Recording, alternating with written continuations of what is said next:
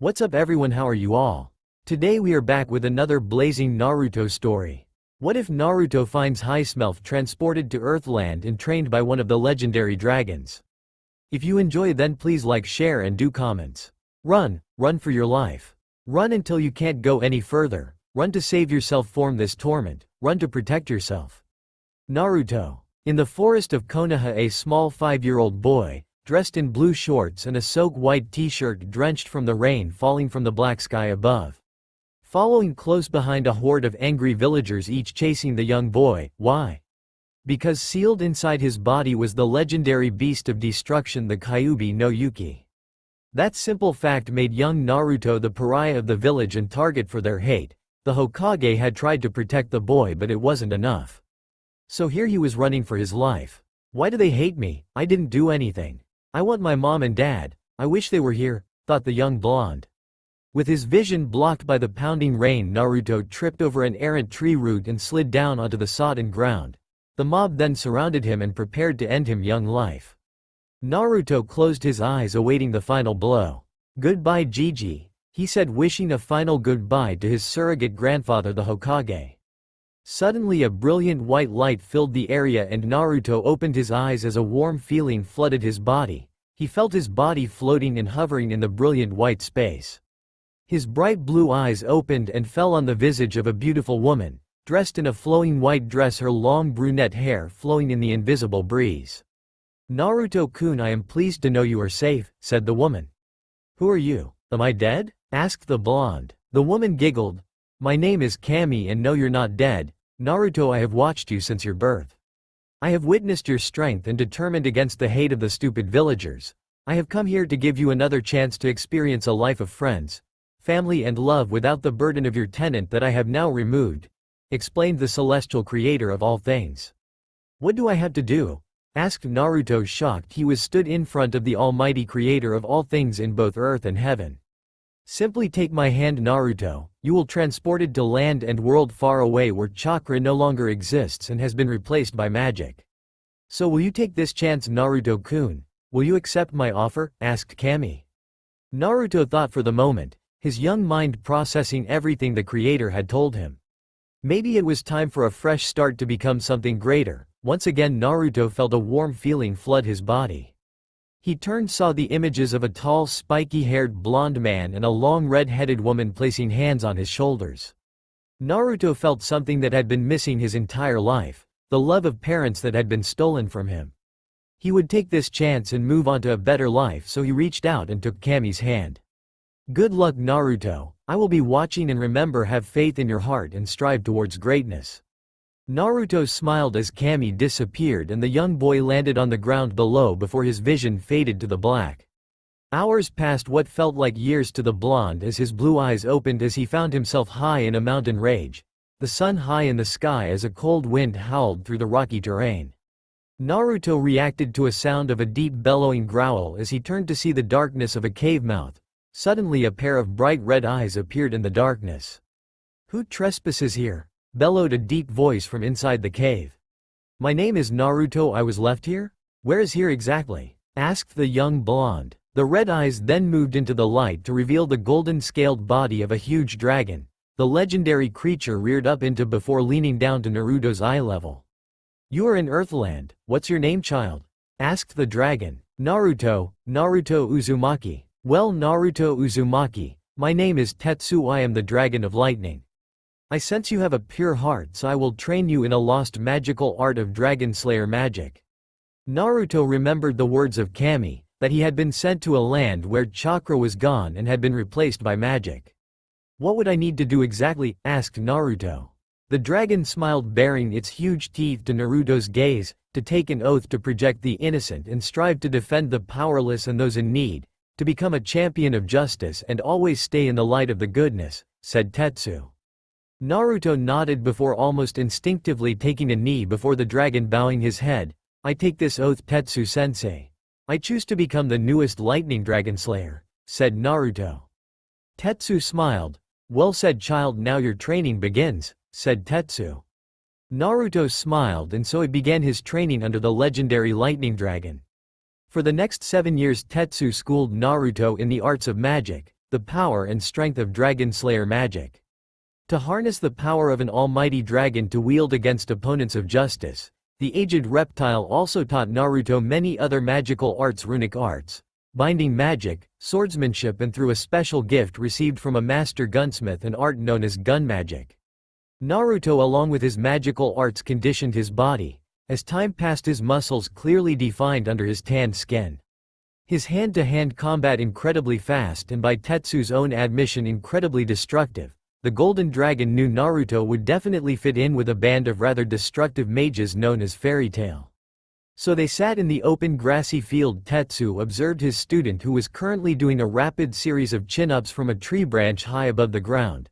Naruto had changed greatly over the years. His blonde hair had grown longer, with two long bangs framing his face, a white cloth tied around his forehead. Bright blue eyes shined with a slight yellow hue, signaling the power contained inside the youth. In all his years, Tetsu had never witnessed anyone take to magic so effortlessly. It was as if Naruto was sponge absorbing magical knowledge as quickly as he could take it in. The great dragon knew the day was fast approaching, the day he would have to leave his young charge. The same boy who he thought of as his own child, but the bellowing call of the unknown was becoming louder and louder to ignore any longer. "Naruto, that's enough for today," bellowed Tetsu. From his position high on the tree branch, Naruto completed his final chin-up before releasing his grip and falling towards the ground. The blonde landed gracefully and stepped over to his sensei and father. "You rang, sensei?" asked Naruto. "Yes, Naruto, I have called you over to explain you have completed your training, and to mark this momentous occasion I have one more gift for you," said Tetsu as the reptile placed its clawed hands together before separating them to reveal an elegant katana sword with a bright and blue braided handle and lightning bolt carved tsuba and intricately designed scabbard. "Sensei," whispered Naruto. Tetsu smiled. "I give this as my final gift to you, Naruto. You have taken all of my knowledge and far exceeded my expectations. So I give you this sword in acknowledgement of your achievements." Naruto reached for the sword and pulled the blade from its sheath. He admired the blade, it was a beautiful piece of craftsmanship. "Sensei, I don't know what to say," Naruto chalked out, deeply moved by the dragon's gift. Tetsu smiled. "Naruto, my son, you have been my greatest student and my crowning achievement in my long life. You have earned this." Naruto smiled and he rushed forward and hugged his foster father as thick-scaled arms wrapped around his body. That night the pair shared a meal of meat and fist around an open fire. As the moon hung high and bright in the night sky, Tetsu awoke and took one final look at his boy tucked safely in his tent. Before he opened his large wings and took off into the darkness, the call of the unknown summoning the mighty dragon, no matter how much it pained him to leave his son. Tears leaked from his eyes and glistened like diamonds in the moonlight.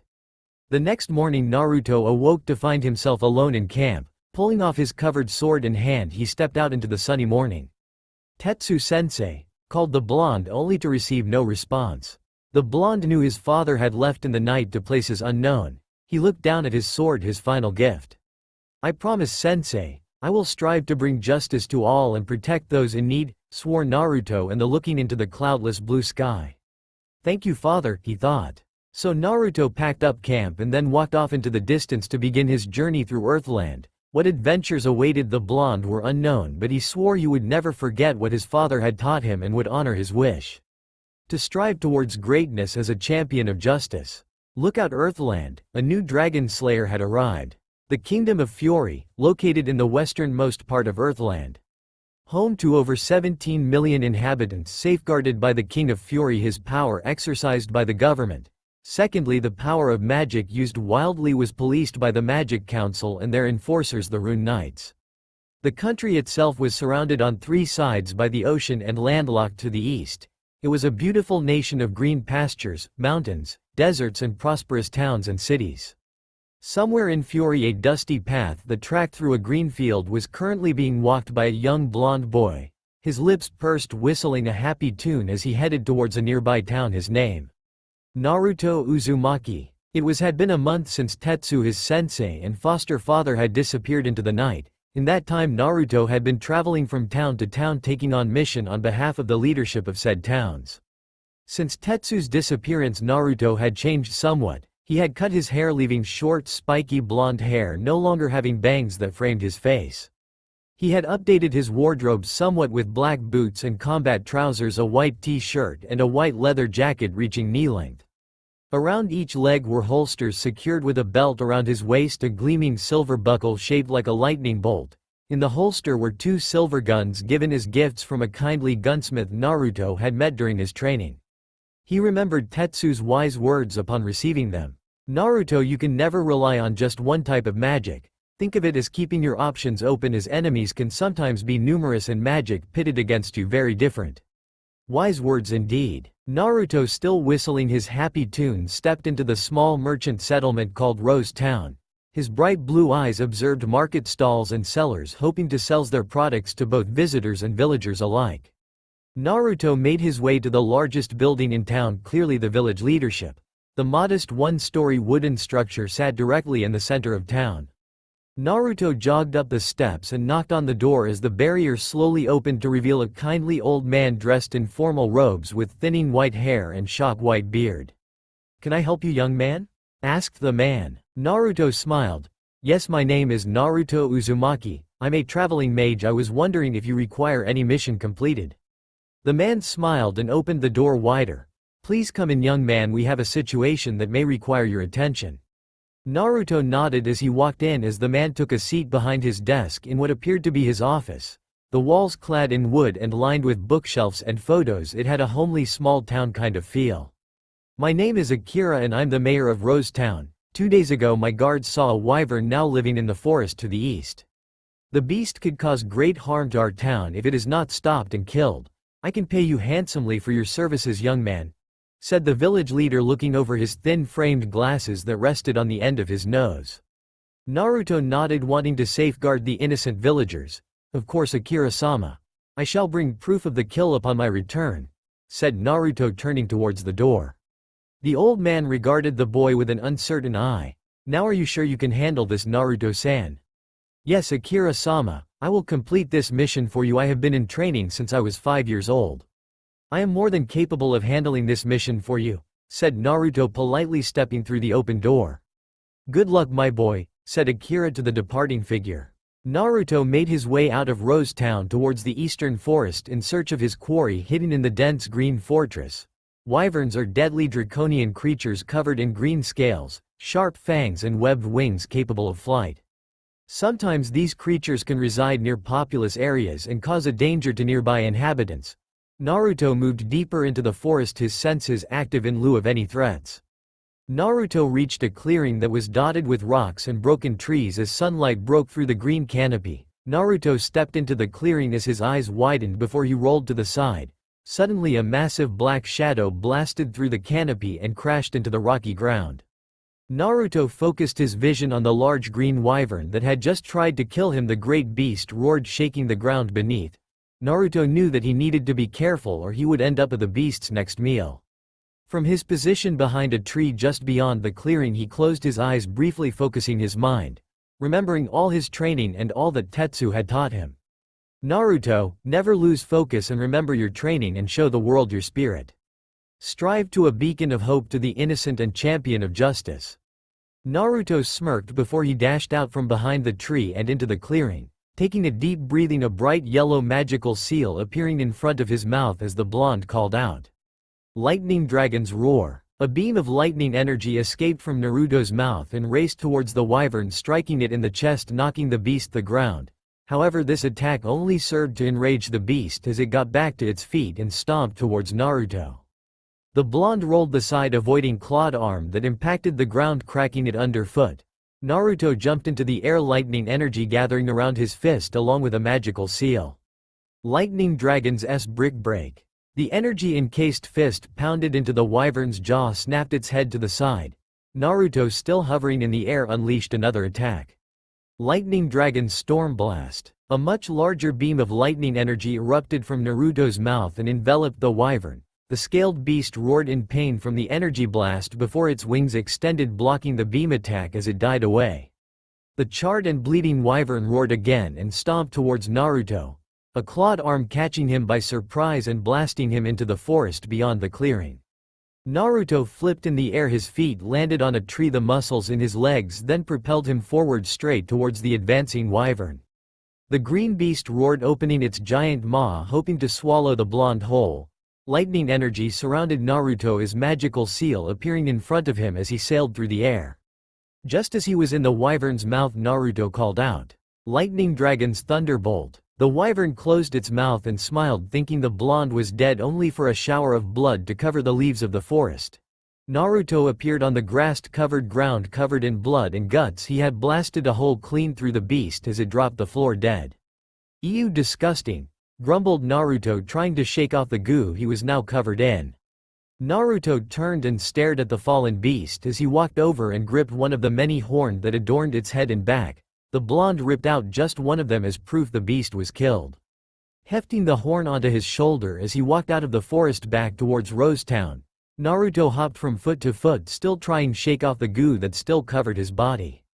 Naruto, having made his way back into town, knocked on the town hall door as Akira appeared. The kindly old man smiled, noting the accessory the blonde was carrying. "The beast is dead, Naruto?" he asked. "Yes, Akira-sama, the beast is dead," said Naruto, placing the horn on the floor by Akira's desk. Akira reached into his desk and placed a bag of jewels on the desk. Jewels were the money used in the Kingdom of Fury and the payment given upon successful missions. "You have done this town a great service, Naruto. Please take this as payment for your mission," said the old man. Naruto nodded, grabbing the bag and placing it inside his jacket. "Akira-sama, I would very much like a place to stay. I don't plan on spending any more time covered in wyvern's blood," said the blonde, who still covered in the remains of the beast. "Certainly, my boy. We have a lovely lodge in the town. When you walk in, tell them I sent you," said Akira, walking around the desk and clapping the boy on the shoulder. Naruto smiled before departing the office. He walked through the town towards the lodge, once again a quaint 3-story lodge. He walked through the front door and said his greeting to the purple-haired young girl behind the front desk. "Good afternoon, how may I help you?" asked the girl. "Yes, hello. Akira-sama said I could get a room for the night," said Naruto. The young girl smiled. "Ah yes. Akira-sama has already called over you. Room is ready, Naruto-san, please enjoy, you stay," said the girl, handing the blonde a key. Naruto smiled, accepting the key as he walked towards the stairs leading towards his room on the 3rd floor. He slid the key into the lock and opened the door to reveal a plush room with wooden floors, white walls and a clean and pressed white sheeted wooden double bed. To the left was a door leading to the ensuite bathroom with sink and shower, all clad in blue and white ties. Naruto immediately shed his soiled clothing and walked into the bathroom, reaching for the handles as water burst from showerhead. The blonde stepped into the shower recess, sliding the curtain closed, a sigh escaping his mouth as the steaming hot water sluiced over his tired, muscled body. As he wiped away the dirt and grime from his mission, he thought back. This wasn't the first time he had dealt with a wyvern. He remembered that Tetsu had tasked him with battling a beast several years into his training to test his abilities. It was tough, and at several points Naruto had nearly lost his life, but Tetsu explained that as a dragon slayer he must face beasts such wyverns. Something had shocked Naruto beyond measure was that dragon slayers, to gain new powers, must bathe in the blood of dragons to increase their power. Naruto could never imagine doing that to a dragon, especially one who had essentially raised him since he was 5 years old. "I wonder where you went, Tetsu-sensei," thought Naruto. After spending more than enough time in the shower, Naruto stepped out and toweled himself off. It wasn't long before Naruto collapsed on the bed, overcome with exhaustion. Naruto found himself in an inky blackness in near silence. Was this a dream? Where was he? "So you have come, Dragon Slayer," bellowed a deep voice. "Who are you?" shouted Naruto. The voice chuckled. "I have been watching you, Dragon Slayer. You cannot stop me, and in time you will face me and kneel at my feet," said the voice. "I kneel before no one. Come out and face me," screamed Naruto. "In time, Dragon Slayer, in time," finished the voice. Suddenly Naruto was bombarded with images of the suffering, pain and subjugation. Men, women and children locked in chains, each enslaved to build a large black tower, the guards bearing the mark of the dark mage Zeref, an ancient and evil force. Dark magic. Naruto's eyes snapped open and bolted up in his bed as the sun peeked over the horizon beyond, with sunlight streaming through the uncovered window. Naruto was breathing hard and covered in a sheen of sweat. The dream had felt so real, and it was as if evil had washed over him like tidal wave. He could feel the suffering of those enslaved. He had to do something about it. He just had to rescue them. Naruto jumped out of the bed and rushed through. Getting dressed, he was out the door in a flash. Naruto rushed out of the town and headed west. He could feel the pull of evil, the same feeling that had washed over his body during that very intense dream. "I'm coming for you," thought Naruto, running through the grassy fields beyond the town, heading off into the unknown. What was waiting for Naruto would change his life forever. Feet pounded the ground and muscles ached as a shadow sped across the rock-covered ground towards a source of great evil, an evil he could sense and felt like a dark wave that washed over his entire body. He had been running for what felt days, having passed the border of fury and entering the Kylum Kingdom. Naruto then suddenly skidded to a stop, his feet sliding across the dirt-covered ground. Taking deep breaths, trying to fill his burning lungs once again, his closed fists resting on his hips. His eyes looked to the black sky above, casting an ominous feel over the area. He needed to rest, having been fueling his run on magical power alone for the last 2 days. He could barely move another step. Naruto moved forward slowly and crouched down in front of a rocky outcropping that overlooked the empty beach leading to the ocean. From his position he spied an island a few miles off the coast. On this small scrap of land was a large tower scratching the bottom of the low clouds above. He could feel the dark energy emanating from the tower, the suffering, the anguish of those held inside. He had to do something. Well, what do we have here?" said a deep voice behind Naruto. The blonde turned his head only for a heavy punch to impact the side of his face. In his tired state, he didn't have time to defend himself as his weary body slumped to the ground. His attacker, a large muscle-bound giant with a bald head and a white mask that covered his face, leaving only his mouth visible. He hauled the blonde up onto his shoulder and walked down towards the beach. "Oi Meiji, did you catch a fish?" laughed the big mon's skinny partner in a rowboat loaded with supplies. "Yeah, a very curious find really," said Meiji, throwing an unconscious Naruto into the boat. "It appears we have an intruder," finished the big man. "Well, Leader Sama is always looking for new workers. The boy will come in handy," said the skinny man, loading the last of the supplies. "Come on, we are already late." The skinny man jumped in the boat at Meiji, pushed the craft off the sand and into the water before jumping in himself. Naruto, his head still swimming from the hit, his face bruised and a line of blood leaking from his mouth. He could feel his body being dragged along a long hallway, his legs clad in chains. He heard the creak of a door and his limp body sent flying into the darkened cell before the door was slammed shut behind him. Naruto dragged himself over to the far wall of his new home, a prison cell, his tired and aching body protesting against every movement. Taking a deep breath as he reached up to trace the bruise that was settling into his skin, he would have to pay the muscled goon back for that cheap shot. "Well, you're here now, Naruto, so what's next in your brilliant and well thought out plan?" thought the blonde's subconscious mind. It definitely wasn't his plan to be captured by these cult members, but at least it saved him a job of trying to find a way inside. Whatever this place was, it had called him here for some reason. A mysterious and foreboding voice calling from the darkness, so he would bide his time and wait for the perfect moment to strike. But first he needed to rest, because a bid for freedom would soon be upon all those captured by these slavers of evil. Naruto was awakened violently the following morning, his ankles and wrists clad in chains, before he was dragged from his cell once more, his body limp, portraying that of a weakened prisoner, not the dragonslayer mage he was. His white jacket had been removed and had been relieved of his weapons, leaving himself clad in boots, combat pants and his now dirty and tattered white t-shirt. He was led into a large rock-filled chamber filled with dozens of men, women and children, all clad in chains. All were working on and off of wooden scaffolding, adding yet more completed sections of the dark structure.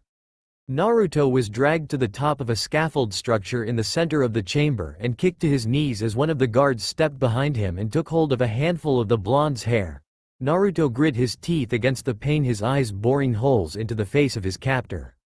"Gather round, worms," shouted the guards as the assembled slaves downed tools and stepped forward towards the wooden tower.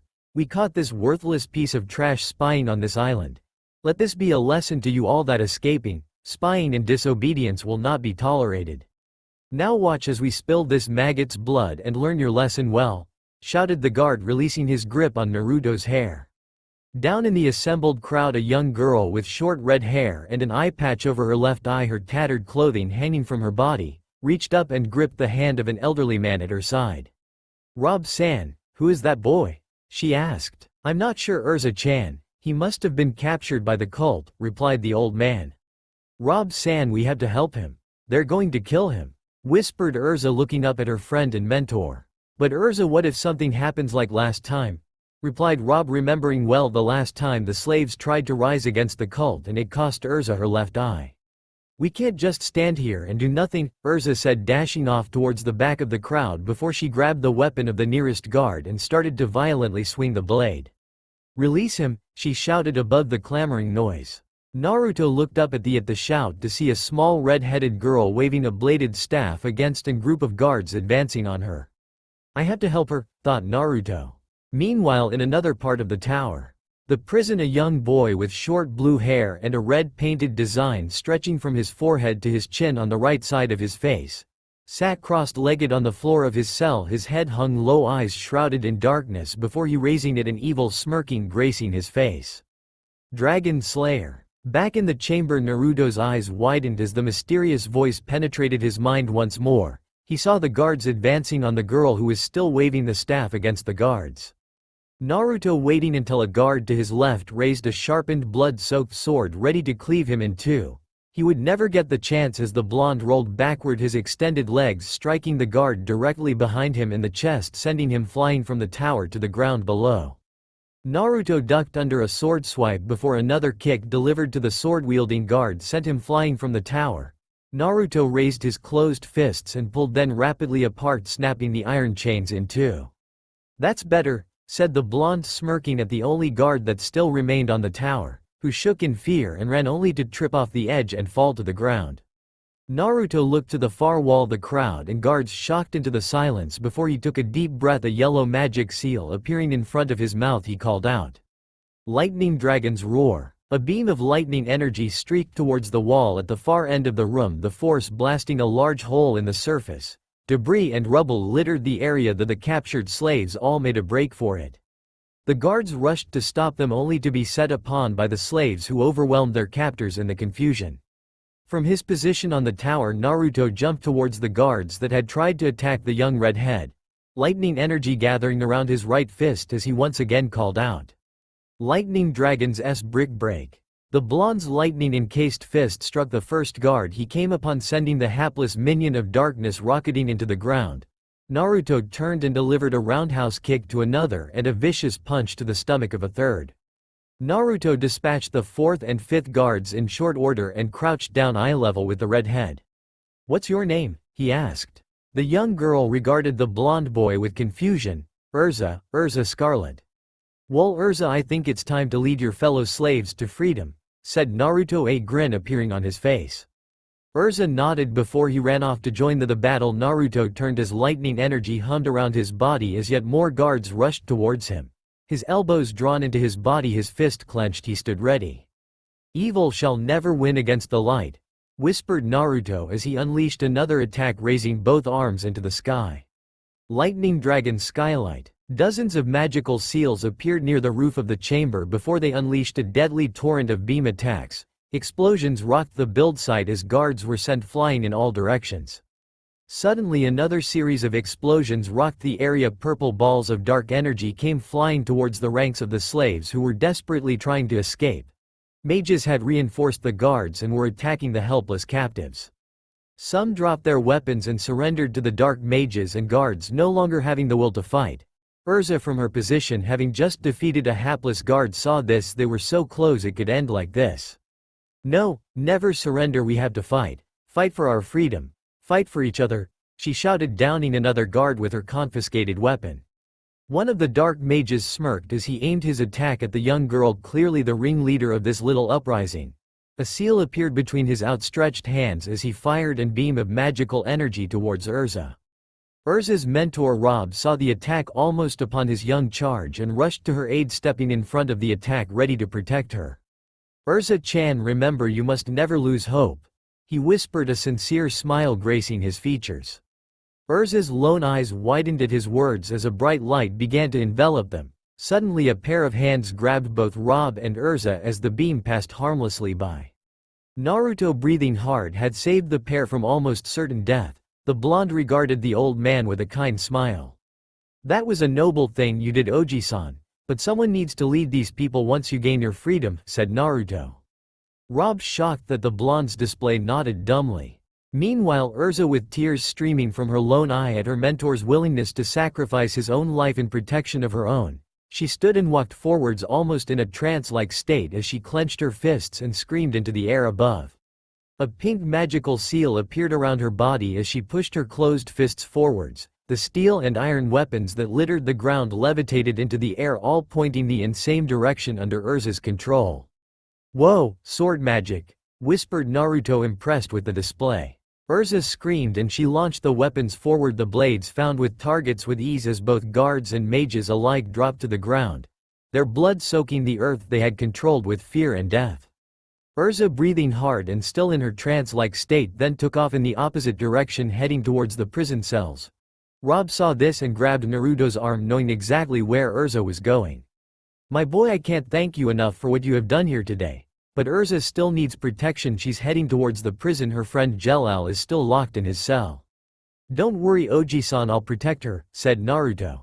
Naruto then took off in pursuit of Urza, followed her newly revealed magical signature. He navigated the twisting hallways with ease. Up ahead, Urza had reached her destination and blasted the cell door from its hinges. Inside, the reed head approached the blue-haired boy who was still crossed-legged on the floor. "Jelal, we can escape. We have defeated the guards. We can be free," she said, touching his shoulder. Jelal, the same evil smirk gracing his face, gripped the offending hand and clamped his other around the girl's throat. "Don't you get it, Urza? We can never be free. It's a dream for the weak and helpless. This world begs for control that only I can provide," he said. "Jelal," gasped Urza, fighting against his iron grip. Suddenly a yellow blur rushed into the room and grabbed the hand around Urza's throat as Jelal was sent flying into the wall, a hand around his own throat. Jelal gazed into anger-filled blue eyes, the eyes of a lightning dragon slayer. "So you have come, Dragon Slayer," Jelal choked out. "Are you the one that led me here?" growled Naruto in Jelal's face. "You're asking the wrong question, Dragon Slayer. You led yourself here," replied the boy as strange red markings swirled in his right eye. "Jelal, what has happened to you?" screamed the redhead for her friend. "I have seen the light, Urza. I have seen this world cry out for the return of Zeref, the most powerful of dark mages," screamed Jelal. "He's long dead, fool. You are messing with powers beyond your understanding," said Naruto, having listened the stories of the dark mage of destruction from Tetsu. "That's where you're wrong, Dragon Slayer. He will return and bring about control to this tainted world," cried Jelal. Naruto released the boy, who slid to the ground laughing maniacally. Urza stood motionless once again, tears steaming from her lone eye at the loss of her longtime friend. Naruto placed a hand on the girl's shoulder. "Come on, Urza. Oji-san asked me to protect you. We need to leave," he said. "Jelal," whispered the redhead. "Leave, Urza, leave this place and leave me. You are no longer welcome here," screamed the boy, an evil grin on his face. Urza then turned to leave, and deep sense of sadness filling her heart at the loss of her longtime friend. By a stroke of good fortune or the guard's dismal skills at confiscation, Naruto had recovered his white leather jacket, slipping his arms into the sleeves. Weapons that he secured around his waist and thighs, and sword which he secured to his back. The pair soon returned to the chamber as Rob smiled as Urza ran into his waiting arms. "Thank you for protecting her, my boy. I never did catch your name," asked the old man. Naruto smiled. Naruto Uzumaki." Rob nodded. "Well, Naruto, thank you for saving us." "No problem, Oji-san, but I think we should get out of here," said Naruto as the trio jogged over to the hole in the wall Naruto had created earlier as they jumped into a waiting boat that rowed the short distance to the mainland. Landing on the beach, the assembled and now free slaves climbed up the rocky outcroppings and moved into the thick forest beyond. Rob stood with Urza and Naruto ready to bid their goodbyes. "Naruto, how can we ever repay you for what you did for us?" The blonde smiled. "Think of it as a gift, Oji-san, that should we ever meet again we can discuss our stories over drinks." "I'd like that," said Rob, smiling. Naruto crouched down. He reached up around his neck and pulled a rope necklace over his head, dangling from the end a beautiful purple crystal, a gift from his master. "Urza, my master gave me this as a gift when I first started my training. He said that it was a piece of very old magic known as a soul crystal. I kept it around my neck as way to keep him close, but I want you to have it to remember that you fought for freedom on this day," said Naruto, placing the jewel around her neck. Urza regarded the purple crystal with awe. Will I ever see you again, Naruto-san? She asked, another lone tear sliding down her cheek.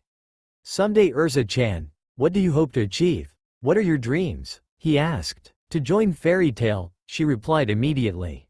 Naruto smiled. Then work towards your dream, Urza. Strive to become all that you can be and we'll meet again someday, Naruto said, and was surprised when the young girl crashed into his chest crying once more.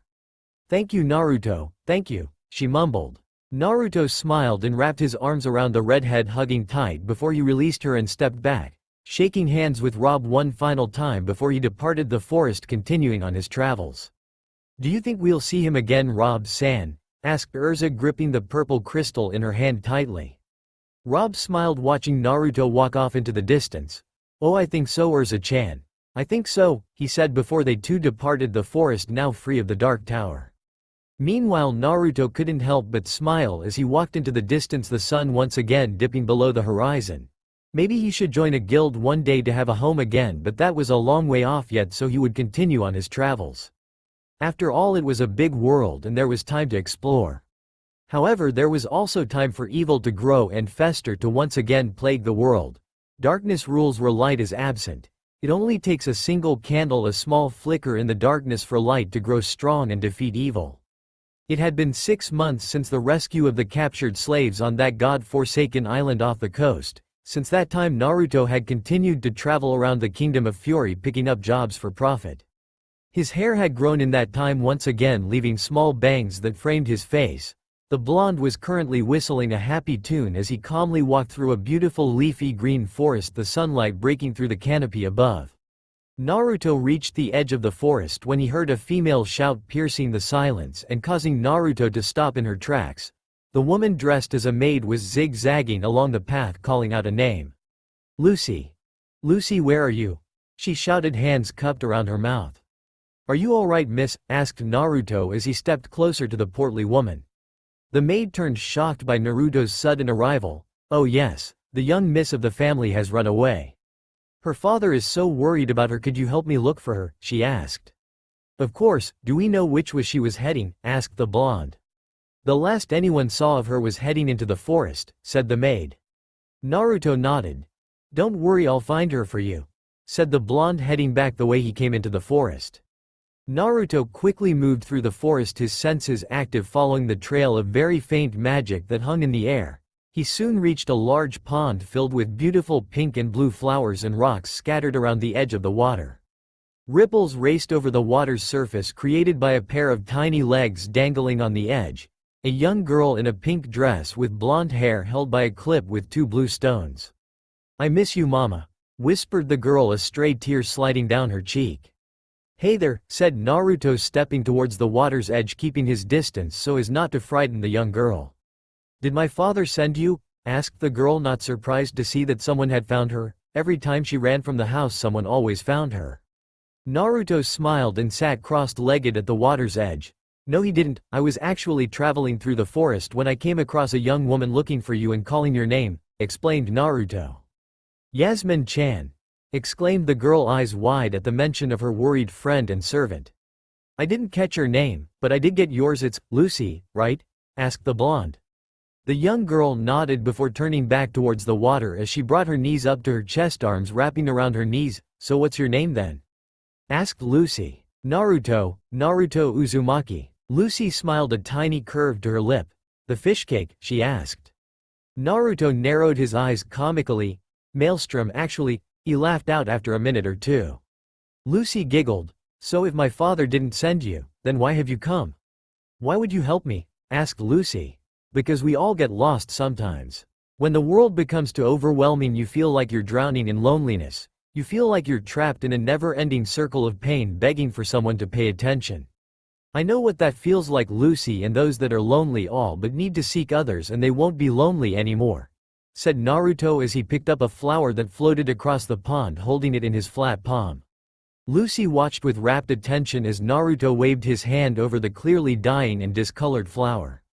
In times of need you must seek out a friend, said Naruto as he closed his hand over the flower before removing it a second later to reveal not one but 2 bright and blooming flowers. How did you do that? Asked the girl. Naruto smirked. With magic, he whispered for dramatic effect. Wow, she whispered. Naruto handed Lucy one of the flowers. So what are your plans, Lucy? What do you hope to achieve? He asked. I wish to be a mage and see the world and what it has to offer, said Lucy looking at the flower the strange blonde boy had created. Then you know what you have to do. You must go out and grab your dream, Lucy, or that is all they will ever be. Dreams? Said Naruto, standing up from his seated position and extending his hand to the girl. Maybe we should find Yasmin-san, she's worried sick about you. I'm sure she is, replied Lucy, standing as well. The pair then slowly walked down the forest path, reached the edge in no time and meeting the portly young maid once more. Oh, Lucy-chan, you're okay, shouted Yasmin, grabbing the girl in a death grip hug before she released her and looked at Naruto. I can't thank you enough for returned her safe and sound, she said. Naruto waved a hand dismissively. No worries, Yasmin-san. I'm pleased Lucy is all right as well. Yasmin nodded. Once again thank you, but we must be getting back to the house, said the maid, taking Lucy's small hand. Bye, fishcake, shouted Lucy, giggling. Naruto stopped in his tracks and once again narrowed his eyes comically, before he waved his own goodbye and continued on his way, staring down at the blue flower. A reminder of a soul not unlike his own, once lonely and crying out for recognition until that one person came along with a simple message, to fight for your dreams and always follow your heart. Lucy smiled, looking at her own flower. She would take Naruto's words to heart. She was pleased to have met someone that knew how she felt. Even if he was named after a food product, she knew in the heart they would meet again someday. Where she didn't know, but it was sure to be a fun time. Fishcake. Some weeks later, after his chance meeting in the forest, Naruto continued on his travels where he had reached a tower known as Magnolia. He currently sat in a cafe sipping on a cup of tea, having just completed a simple delivery mission for a client in the next town over. Finishing his cup, he paid and stepped away from the cafe. He thought he would explore the town a little before retreating to his outskirts to train to keep his skills sharp. After exploring the town, the vibrant spirit of the markets, the beauty of the gardens and the kind nature of its people, Naruto had made his way to a clearing, the forest beyond the town, a safe distance to practice without attracting attention. Naruto removed his coat and t-shirt and stood in his combatants boots, exposing his muscled and ripped torso to the warm breeze that blew through the area. The sun hung high in the midday sun without a cloud in sight. Naruto then rapid cycled through well-practiced katas, punches, kicks and acrobatic moves, designed to devastate an opponent in any stray trees that happened to jump in the way of the blonde's foot or fist. Naruto's eyes widened as he sensed an immense amount of magical energy hidden in the shadows beyond his training area. You can step out, I can sense you're hiding, said the blonde, his back to the presence but ready at a moment notice should action be required. Then a very short old man stepped out of the shadows with minimal white hair that circled his mostly bald head and a white mustache, his white cloak tied around his neck and pinned to the left the medal of the 10 wizard saints. As a traveling mage, Naruto's eyes widened at the man who was legendary in the Kingdom of Fury, Makarov, Dryer Guild Master of Fairy Tail. I'm sorry, I didn't mean to startle you, my boy, but I was on my way back to my guild and I sensed your presence. It was something I have only sensed a few times before, said Makarov, smiling. Makarov Dono, I apologize for my tone. If I had known it was you, I would have been more respectful with my words, said Naruto, not wishing to insult a guild master of Makarov's caliber. The old man laughed. All is forgiven, my boy, but tell me, are you a dragon slayer? Asked Makarov. Naruto nodded. Yes, I'm a dragon slayer of lightning, Makarov Dono. Makarov laughed once more. Please let's forget the stuffy titles, it makes me feel old. What's your name, my boy? He asked. Naruto Uzumaki. Makarov nodded and regarded the blonde boy with a curious expression, having listened to stories from a young red-headed girl named Urza, who having recently joined the guild regaled the old master with stories of a blonde boy who had rescued her and her friends from slavery. So you're the Naruto? Murmured the old master. I'm sorry, Master Makarov, but the Naruto? What do you mean? Questioned Naruto.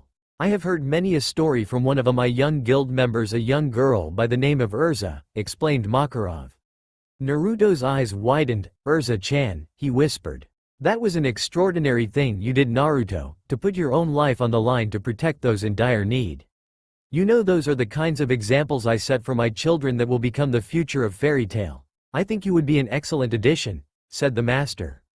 Naruto was shocked here. He was standing in front of the guild master of the most power guild on all of Fury and he was getting an invite to join its ranks. He was almost speechless, but what had he done to deserve such an honor?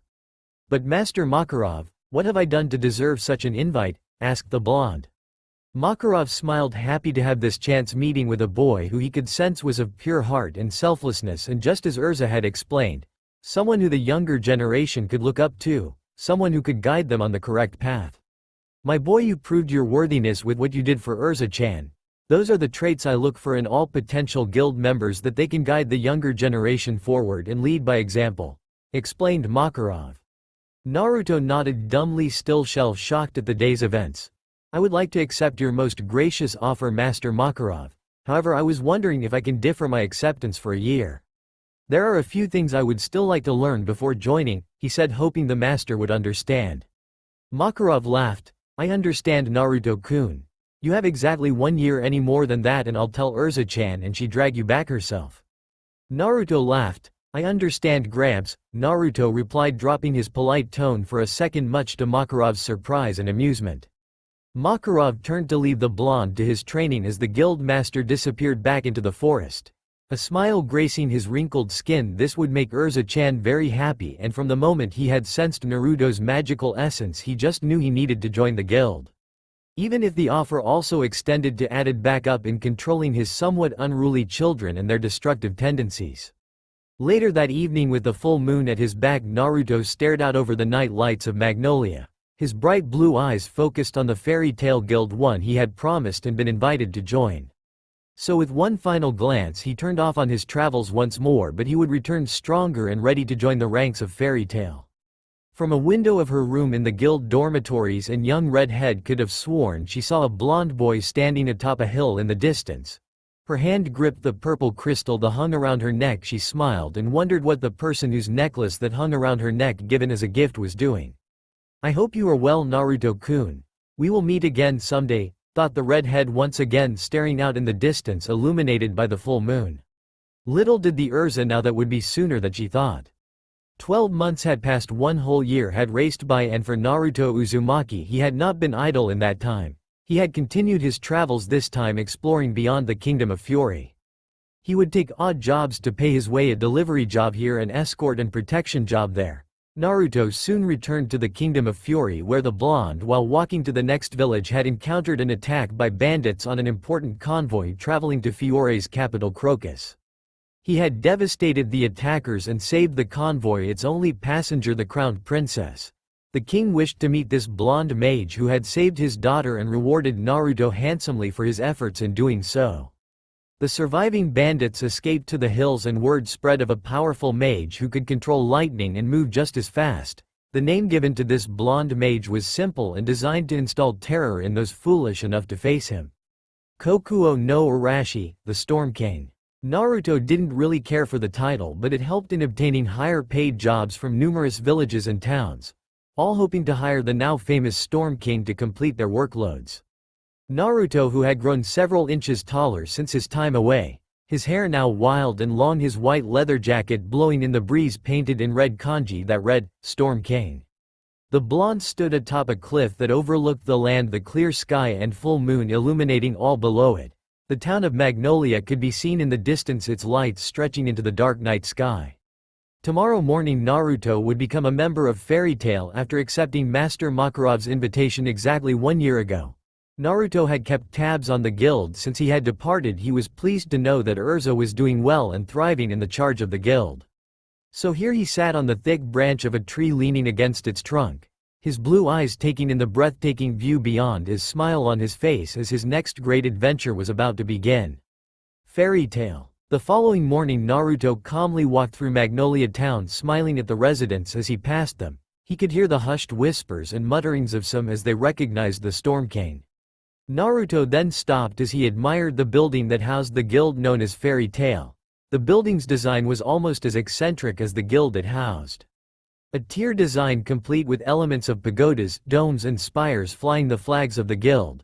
A giant sign hung over the gate bearing the words, Fairy Tail. Well, it's time to accept Gramps' offer, I guess, thought Naruto as they stepped through the gate and towards the large wooden door which he slowly opened. His eyes suddenly widened as a wooden chair came flying towards his head. He ducked as the object passed harmlessly over his head. A brawl of epic proportions was underway with mages of all ages fighting and smashing the place to bits. Naruto smirked when he spotted a short old man with shock white hair drinking at the bar. "Yo Gramps," shouted the blonde. The fighting stopped immediately at the blonde's shout. The brawlers all looked at the new arrival with curiosity. At the bar, Makarov turned towards the voice that called him Gramps, ready to beat him silly, but his wrinkled face broke into a smile when he noticed who it was. "Naruto, is that you?" asked the master. "Sure is, Gramps. Remember I told you I'd be back in a year, so here I am," said Naruto. Makarov hopped off his stool and stepped towards Naruto. "Naruto, it's good to see my boy. Come through to my office and we'll discuss your admittance to the guild," he said, walking towards his office as Naruto followed, feeling slightly nervous as every member of the guild followed him with their eyes. As the master's office door shut, the noise level grew with each guild member discussing the new arrival. Around one the unbroken tables, a group of young mages discussed the goings-on. "I wonder who that guy is," asked a boy wearing nothing but blue shorts with short black hair.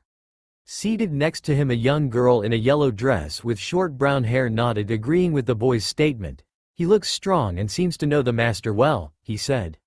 "Strong? Then I need to fight him right this second," shouted an rather excitable boy with spiky pink hair and a beaming smile on his face. He was sent flying by a punch from a silver-haired girl dressed in all black, an evil smirk on her face. "Shut up, Natsu," she screamed. A young girl with short white hair ran over to the fallen Natsu. "That wasn't nice, Nei-chan," she shouted after seeing Natsu knocked out, spirals in his eyes.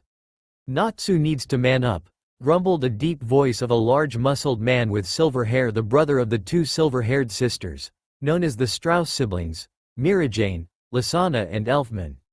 Minutes later, the master's door opened and Naruto stepped out, followed by Makarov. As the pair stepped over to bar, Makarov hopped up to a free stool and grabbed a stamp etched in the symbol of fairy tale. "So where would you like your mark, Naruto?" asked the master. Naruto slipped his left sleeve from his coat and exposed his muscled left arm. The master placed the stamp on the top of his arm before removing it seconds later, revealing a blue fairy tale stamp that would be forever upon his skin and signify him as a full member of fairy tale. "Welcome to the guild, my boy," said Makarov, smiling. "Thank you, master," said Naruto respectfully. Suddenly a loud shout broke the silence as Natsu flew towards Naruto, his leg extended ready to strike. Naruto just stepped aside as Natsu sailed past and crashed into a table, shattering it to pieces. The topless boy from before broke out into a large fit of laughter at Natsu's apparent failure. However, the pink-haired boy was not deterred as he jumped up and flew towards Naruto again, this time with a fist. "Fight me!" screamed Natsu. Naruto sighed and caught the fist in his open palm, stopping Natsu in his tracks. "What's the deal, kid?" asked the blonde. Natsu struggled against Naruto's grip. "Fight me. You must fight me, I need to prove I'm strong," shouted the pink-hair boy. "Okay. If you want I fight, kid, you've got one," said Naruto. Natsu beamed and ran towards the back door of the guild that led to a grass and tree-filled practice area. Natsu bounced from foot to foot as Naruto joined him. The remainder of the guild followed suit as a large audience gathered, very interested in the new member's skills. "As you wanted this, kid, I'll let you start," shouted Naruto, his white jacket moving in the breeze. "Oh, I'm all fired up," said Natsu as the fire energy gathered around him. Naruto smiled, as dragons can sense other dragons. Natsu was clearly a dragon slayer of fire, so Naruto pulled his bent elbows into his body as magical energy gathered around his own body. Makarov smiled. Maybe Naruto could teach Natsu a few things about being mage and the powers of a dragon slayer. "Well, bring it on, kid," said Naruto. Natsu yelled and barreled towards Naruto encased in fire. Naruto's energy shroud suddenly disappeared as he intercepted Natsu's leading fist and gripped the boy's shoulder before he plowed him into the ground. Natsu's fire disappeared as Naruto immobilized the pink-haired boy's arm. A moment passed before Natsu tapped out, the pain almost too much. Naruto soon released the boy and stood to his full height, pulling Natsu with him and dusting the boy off. Natsu, his head hung in shame at being beaten so easily, felt fat tears roll down his cheek. "Wow, he beat Natsu in one move," muttered someone in the crowd. "No wonder Igneel left me," whispered Natsu. "I'm not strong enough." Naruto didn't reply as she placed a hand on Natsu's shoulder before the pair disappeared in a flash of light. The crowd oohed and awed at the display before they all wondered where the pair had gone. "Natsu," whispered Lisanna, worried for her friend and crush. "Master, just who was that guy?" asked the blue-haired topless boy. Makarov released a beaming smile. "Someone very special, Gray, someone who can teach this guild a lot in the future." Gray regarded his master with a confused expression as the remainder of the guild stepped back inside the building, wondering what had happened to the pair and where had they gone. Naruto and Natsu appeared in the forest beyond the training area. The blonde regarded the excitable young dragon slayer who as before had a series of fat tears rolling down his cheeks. Naruto had not beaten the boy out of spite but out of compassion. He could only assume that Igneal was Natsu's dragon and like his own had disappeared one night and hadn't returned. "Why aren't I strong enough?" shouted Natsu, punching the wooden trunk of a nearby tree. "What makes you think you're not strong enough, Natsu?" asked the blonde. "I couldn't even land one hit on you before you beat me," cried Natsu. Naruto folded his arms. "Natsu, I've been training since I was 5 years old and I've never stopped that training. You can't expect to beat every strong opponent you come across, especially as you attacked me head-on without fully understanding my abilities," said Naruto. "So what do I do?" asked Natsu. "You train, Natsu, you become stronger. I will help you with this because we dragons have to stick together," said Naruto with a large smile gracing his face. Upon his revelation, Natsu looked up, a hope expression appearing on his face. "So do you know where Igneal went?" he asked. Naruto shook his head slowly. "No, I'm sorry, Natsu, I don't. All I know is that they had a reason to leave and one day we'll find out that reason and we'll do that together," said Naruto, ruffling Natsu's pink hair. "Really, Naruto?" Naruto smiled, seeing so much of himself in the young dragon slayer. "Sure, kid. But you must make me a promise that you will use your powers to protect those you care about, train hard and fight for justice as a proud member of Fairy Tail," said the blonde. "I promise, Naruto, I will train hard and be the best Fairy Tail has ever had," shouted Naruto, his fiery energy surrounding him once again. Naruto laughed before he placed his hand on Natsu's shoulder once more as thigh disappeared in a flash of light.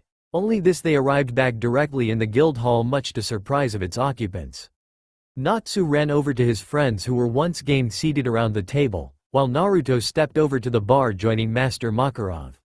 "That was a good thing you did for Natsu, my boy," said Makarov, downing his drink. "Yeah, well, us dragon slayers need to stick together and with a little work Natsu can be great," said Naruto, looking at the group. "Of that I have no doubt, Naruto, but I think there is someone who you might need to reconnect with," said Makarov, knowing Naruto knew exactly who he meant as she directed the blonde's attention to the front door. Naruto turned his head to see a young girl dressed in silver armor with short red hair, a pair of bangs framing her face. The most striking difference from all those years ago was she now had 2 eyes. The one she lost had now been replaced. "Urza-chan," whispered Naruto. Urza gasped at the blonde. "Naruto." Urza, almost overcome with emotion, rushed over to Naruto and engulfed him in a hug which Naruto returned with just as much force. The pair reunited, much to the surprise of every other guild member who were well versed in Urza loner amongst them. To see this level of emotion from the girl was a surprise, especially to someone who had only joined the guild today. The group of kids at the table were the most shocked. The eldest of the Strauss siblings, Mirajane, narrowed her eyes at rival. "Why does she get to the hug that hunky man? What's so special about her?" she thought, gritting her teeth. Natsu stepped on the table and shouted across the room, "Hey Naruto, come on over and meet everyone," said Natsu. Naruto released Urza as the pair stepped over to the table as was greeted by the group. "Hi guys," said Naruto simply. Lisanna stuck out her hand. "Greetings, Naruto-san. I'm Lisanna Strauss, it's a pleasure to meet you," she said, smiling. Naruto accepted the hand. "Hello Lisanna. It's a pleasure to meet you as well," said the blonde, smiling. Gray was next, giving his hellos. "Gray Fullbuster, nice to meet you." "You too, Gray." Kana smiled, giving her greetings. "Kana Alberona, greetings Naruto-san." Naruto smiled and returned her sentiments. This was followed by Elfman and finally Mirajane, who decided to get underneath her rival's skin. "So Naruto, why don't you leave the redhead and come for a walk with me?" said Mirajane, smirking as Urza's expression changed, her eyes boring holes into the silver-haired mage. Naruto laughed nervously, trying not to get between the clear rivalry between Urza and Mirajane. Urza had other ideas. "Back away, demon bitch," growled the redhead. "You want go flat chest," replied Mirajane with the same growl. The pair of girls locked hands, foreheads touching, and magical auras of flame appeared around the two. The two girls fought for dominance, continuing their rivalry over everything. Are they always like this?" asked Naruto to the group. "Yep, pretty much," answered Lasana. "They are true men," mumbled Elfman, clearly getting the wrong idea. Both Lasana and Kana face palmed at his words, while Gray looked at the muscled Strauss sibling like he'd grown a second head. Meanwhile, Natsu just shouted at the squabbling girls, egging them on and asking if her could let him join their fight. Both Mirajane and Urza turned at the Dragon Slayer's shout and nailed the pink-haired mage in the face with solid punches. Natsu was knocked was the table and crashed to the ground, spirals in his eyes. "Oh, Natsu," sighed Lasana while Kana just giggled. Gray burst out laughing again at Natsu's predicament. "Hilarious," chuckled Gray. "Natsu is not a man," mumbled Elfman. Naruto again nervously laughed at the situation. Just what had he got himself into? The members of this guild were clearly very special and some more eccentric than others. But he knew he had made the right decision in joining them. What and who knows what kind of adventures they would get up to. Unknown to the group, from the shadows at the back of the guild hall, a muscled, spiky, blonde-haired boy regarded the new addition with a set of narrowed eyes. Another weakling to add to the collection, he thought, folding his arms. From his position at the bar, Makarov chuckled, downing another drink. He knew that inviting Naruto to the guild was the right choice. The blonde had a knack for making friends and being a positive influence on all those around him. "I just hope he's not as destructive as the children I already have," thought the master. Lookout Fury, the Kokuo no Arashi, the Storm King, had joined Fairy Tail. May magic have mercy on all those that crossed them. An explosion could be heard in the distance as a bloody and beaten Naruto Uzumaki skidded across the rock-covered ground. His clothes torn as a stream of blood raced down the left side of his face. His breathing labored as he saw his opponent appear through the smoke. Gildarts Clive, Fairy Tail's strongest mage, second only to Master Makarov. Gildarts utilized a form of crash and disassemble magic to a staggering degree of power. A level he often had trouble controlling even with being an S-class level mage. Naruto stood to his full height, his blue eyes dulled with pain, and stared at his opponent. This was the final challenge of the Fairy Tail's latest S-class promotion trail. He remembered the master's words before the final trail began. "You are Fairy Tail, you are family, friends, brothers and sisters. Now you must place that aside and consider what are you willing to sacrifice for the sake of the guild, of the family. As you can all see, something of value was taken from you all, and to reclaim this prize you must defeat your opponent or lay down your life to save the stolen item," said Makarov. His word held no malice but explained that there would be times when the lives of others overtake the needs of one. As Naruto stepped into the makeshift arena on the guild's scared ground of Tenro Island, he looked up, and pinned to the wall high above the arena, clad in irons, was a young red-headed girl. It was Urza. Chained next to Urza was Naruto's protege Natsu, who was struggling against the iron grip of his shackles. Each of the restraints had magical draining seals to stop any escape by magical means. "Urza-chan," Natsu whispered the blonde. Gildarts then appeared, smiling at Naruto. The older man had come to like the easygoing blonde and respected the power he had obtained even at his young age. But he had a job to do, so he would test the blonde to see if he was worthy of joining the ranks of the S-class mage. "The only way to free you friends Naruto to defeat me in battle," shouted Gildarts. "Let's begin," replied Naruto, a yellow magical aura surging around his body. "Show me you power Naruto," thought Gildarts, a white aura appearing around his own body. The battle had been raging for nearly 2 hours and Naruto was starting to reach his limit. Every attack he threw at Gildarts was deflected and broken by his crash and disassemble magic. The crash mage then raced towards Naruto. The blonde rolled aside, avoided a heavy punch that spilt the ground underfoot. Naruto then jumped into the air and turned, taking a deep breath, calling out, "Lightning Dragon's Roar!" A yellow beam of energy thundered towards the crash mage, who simply raised his hand as the beam of energy became covered in white lines. The energy attack then broke apart into cubes and faded away. Naruto landed back down the ground some distance from Gildarts, breathing hard and quickly running out of ideas. From the stage that overlooked the arena, Makarov smiled. Since Naruto had joined the guild, he had been a breath of fresh air. A guiding light to the younger members and source of counsel the older members. Makarov very much enjoyed time spent with the lively blonde and was very proud of him at this moment. From her position above the arena, Urza cast her worried eyes over the blonde, a person she had admired since he had barged his way into her troubled life and saved her.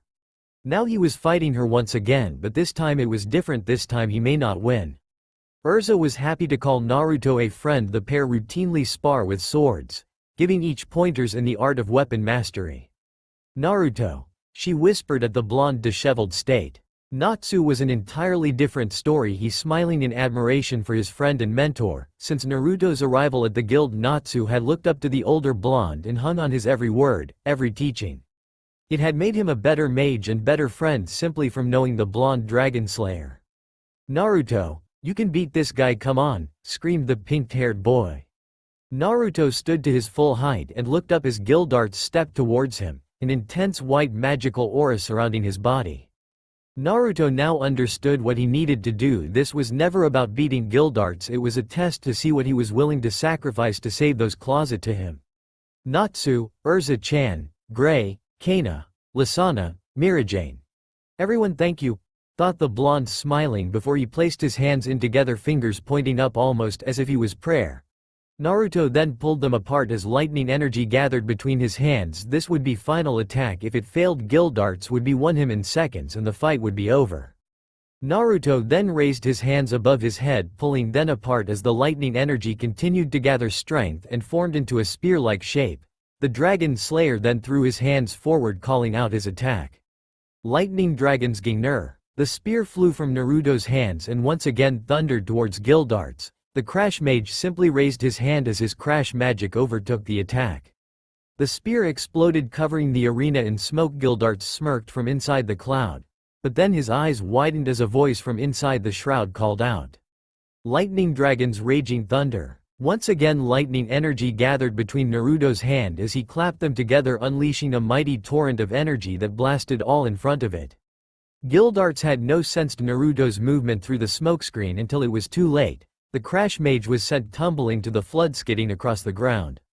Naruto fell to all fours. He was spent. He had nothing left to give. His entire body ached as he barely had the magic energy to launch another attack. I've got nothing left, thought Naruto as he looked up to see Gildarts slowly getting to his feet, his clothes torn and small sparks of lightning energy coursing through his body. Gildarts stood and stepped towards Naruto, another intense white aura surrounding his body. The blood hung his head. He knew when he was beaten. Ready to continue, Naruto, said Gildarts. Naruto, his eyes shrouded in shadow, raised his leg to balance on a single knee and placed his right fist into the rocky ground. I yield. I know when I'm beaten, whispered the blonde. You may take my life, but please spare the lives of my friends. Gildarts smiled as his aura died away. The Crash Mage looked up to the stage directly at Makarov, who nodded in response. Naruto, you entered this battle fully aware that you may not win, but you still fought and fought with courage, tenacity and intelligence. In the end, even when you reached your limit, you still continued to fight for your guildmates and offered to sacrifice yourself to save them. A most admirable quality indeed, my boy, shouted Makarov from the stage. You have passed the final stage, so I now bestow upon you the rank of S-class Mage of Fairy Tail, finished the master. Naruto looked up with surprised expression as a gloved hand reached down as Gildarts dragged the boy to his feet. Naruto smiled at the Crash Mage, who nodded in response. Impressive match, kid. We'll have to do this again sometime, said Gildarts, shaking Naruto's hand. Naruto returned the gesture. Sure thing, Gildarts. Maybe not too soon through, replied Naruto before his eyes slowly closed and he slumped to the floor. Gildarts caught the blood before he fell as Urza and Natsu, now released from their bonds, ran towards the pair, each concerned for their friend. Gildarts-san, is Naruto okay? Asked Urza as the blonde was laid on the floor. He's fine, Urza, and with rest he'll be right as rain, replied the Crash Mage. Urza nodded as she kneeled next to the blonde and took hold of his hand, running her thumb across the knuckles of his right hand. She was pleased that Naruto would be okay, and she made herself a promise that she would never put any of her friends in this kind of position again. Natsu had other idea and looked ready to fight Gildarts at any moment, only for him to be pinned down by an onrushing gray Elfman and Happy, a small blue cat that Natsu had discovered in the forest near the guild one day after suffering another lose to Naruto in training. The fire dragon slayer, convinced the egg he had discovered was that of a dragon, took care of it night and day with Lisana's help, until the egg hatched and out popped Happy, who in time became Natsu's best friend and a fully fledged member of the guild. "What are you thinking, you idiot?" shouted Gray, holding the pinkette down. "Be a man about it," grumbled Elfman, trying to do the same thing as Gray. "Natsu," cried Happy. "Get off, let me at him. Look what he did to Naruto," screamed Natsu. "Fight against the weight on top of him." "Enough, all of you, now is not the time for fighting," said Makarov, appearing with the remainder of the guild as Natsu calmed down. "Now everyone, let's get Naruto some medical attention and return to camp, because tonight we celebrate the success of our guild," finished the master, smiling at everyone. The guild cheered before departing with the master, Naruto thrown over Gildart's shoulder as they departed. Meanwhile, a voice shouted after the departing crowd Gray had tied Natsu to a tree and was waving goodbye to the fire dragon slayer. "Stick around, Flame Breath," said the Ice Mage, chuckling as he went. "Hey, get back here, you damn stripper," screamed Natsu. That night the guild partied around the fires that illuminated the night sky. Eventually Naruto had awakened and joined in the fun, much to his friend's delight. Meanwhile, further from the camp, still tied to the tree, was the helpless Natsu, who had tried repeatedly to burn through the ropes with his flames but to no avail. Gray. It was a while before any member of Fairy Tail noticed Natsu was even gone, much to Gray's amusement and Natsu's annoyance. The following day the guild returned to Magnolia with a new band of S-class mages, one of them Naruto Uzumaki, Fairy Tail's Kokuo no Arashi, the Storm King of Fairy Tail. As time passed, the S-class ranks were further filled with the likes of Lax's Drayar, Makarov's grandson, and someone with a severe chip on his shoulder. His direct rivalry with Naruto was well documented within the guild, as several times the two had almost come to blows before they were stopped by Makarov himself. Naruto apologetic for his disrespect but informed the master of one simple truth. "Master, one day we will fight and there will be nothing either of us can do about it," said Naruto as he took a stool next to Makarov at the bar. Makarov sighed. "I understand, Naruto. I have tried everything I can to reach him, but he never forgave me for banishing his father from the guild," said the master. "I wouldn't worry, master, he'll come around eventually, even if I have to beat it out of him," replied Naruto, accepting a drink from Mirajane, who stood behind the bar. "That's what worries me, Naruto." As the years passed, as other mages obtained the rank of S-class, Mirajane Strauss and finally Urza Scarlet, who at the age of 15 obtained the rank, beating Naruto's previous record of youngest S-class mage in the guild's history. Urza's S-class trail culminated in a clash with current S-class mage Naruto Uzumaki. Much to the redhead's refusal to fight her friend to obtain a rank, it was Naruto that set her straight with words that may have sounded harsh but needed to be said. "Urza-chan, do not think of me as a friend at this moment. I am here to test your abilities to see if you are worthy to become an S-class mage of Fairy Tail. You must come at me with the intent to destroy me or you will fail," said the blonde, his white leather coat moving in breeze. "Naruto," whispered Urza. "Come at me, Titania, fight me," screamed Naruto. Urza steeled her resolve and unleashed her power as she thundered towards the blonde, who couldn't stop smiling during the entire fight. He had never been more proud of her than at this moment, as she fought with power, intelligence and speed and eventually forced him to yield before her. Later that afternoon, with the trail now complete and Urza bestowed the rank of S-class mage of Fairy Tail, Naruto caught sight of her looking out across the ocean on a cliff top, the sun setting below the horizon, bathing Tenro Island in a warm glow. "Urza-chan," said Naruto, stepped up beside her. "Thank you what you did today, Naruto. I needed those words," said Urza. Naruto chuckled. "Think nothing of it, Urza-chan, besides I think I let you win anyway," said Naruto jovially, folding his arms. Urza's eyes narrowed as she glared at the blonde. "Yeah right, Naruto. I beat you fair and square and I can do again anytime," she said. "Oh really? Yeah, well if you think you can beat me so easily, let's try this," said Naruto as he slapped the back of Urza's head before he took of running. "Tag, you're it," he shouted. Urza growled as gave chase. "Get back here, Naruto, you're going to pay for that," screamed Urza. "Gotta catch me first, Urza-chan," replied Naruto. It was hours before Urza finally caught up with Naruto and unleashed her swords on the blonde, who just laughed at their antics, friends until the end. Such are the lives of the mages of Fairy Tail. Present day, Fairy Tail Guild Headquarters, Magnolia, Kingdom of Fury. Yes. We have a lead, shouted a voice early in the morning as it ran through the guild. Meanwhile at the guild house bar, a 22-year-old Naruto Uzumaki, having returned from a mission late last night and almost too tired to reach his room, was awoken by the shout from his protege and friend Natsu Dragneel, who was running through the guild screaming at the top of his lungs. As the pink cat passed him, Naruto grabbed the boy around the throat and lifted into the air. Natsu choked at the solid grip around his throat and extended a hand to Happy. Happy help. The blue cat, happily munching on a fish, just looked up. He said simply. You traitor, screamed Natsu. Naruto then stood up from his stool and brought Natsu to eye level. Natsu, why are you screaming this early in the morning, growled the blonde. Because we may have found Igneel, he's in Harjin town. We need to go a look, explained the pink cat. Seriously? Questioned Naruto. Yes, come on, shouted Natsu, who by now had alerted many of his guildmates and Makarov, who stepped out of his office. What's all this shouting about? Asked Makarov. Natsu thinks he's found Igneel in Harjin town and won't stop screaming about it, explained Naruto, still angry about his early morning wake-up call. Makarov nodded. Well, Naruto, you can go with him and look as punishment for the ruckus you two are causing. I need this delivered to an establishment in Harjin town and try to keep Natsu on a leash. Naruto narrowed his eyes. Say what? I keep getting piles of paperwork from the Magic Council about our antics and my hand hurts from signing all of those forms, so try and control yourselves and I won't have to hurt either of you, said Makarov, an evil smile gracing his face. Naruto chuckled nervously at the master's expression as he accepted the letter from Makarov and then slowly backed back towards the door, the blonde still dragging Natsu by the neck, who was slowly turning blue from lack of oxygen. Don't worry, master, we won't break anything, I promise, shouted Naruto as the door closed behind them. Naruto dropped the fire dragon slayer as Happy flew past the fallen pink-haired boy, following Naruto.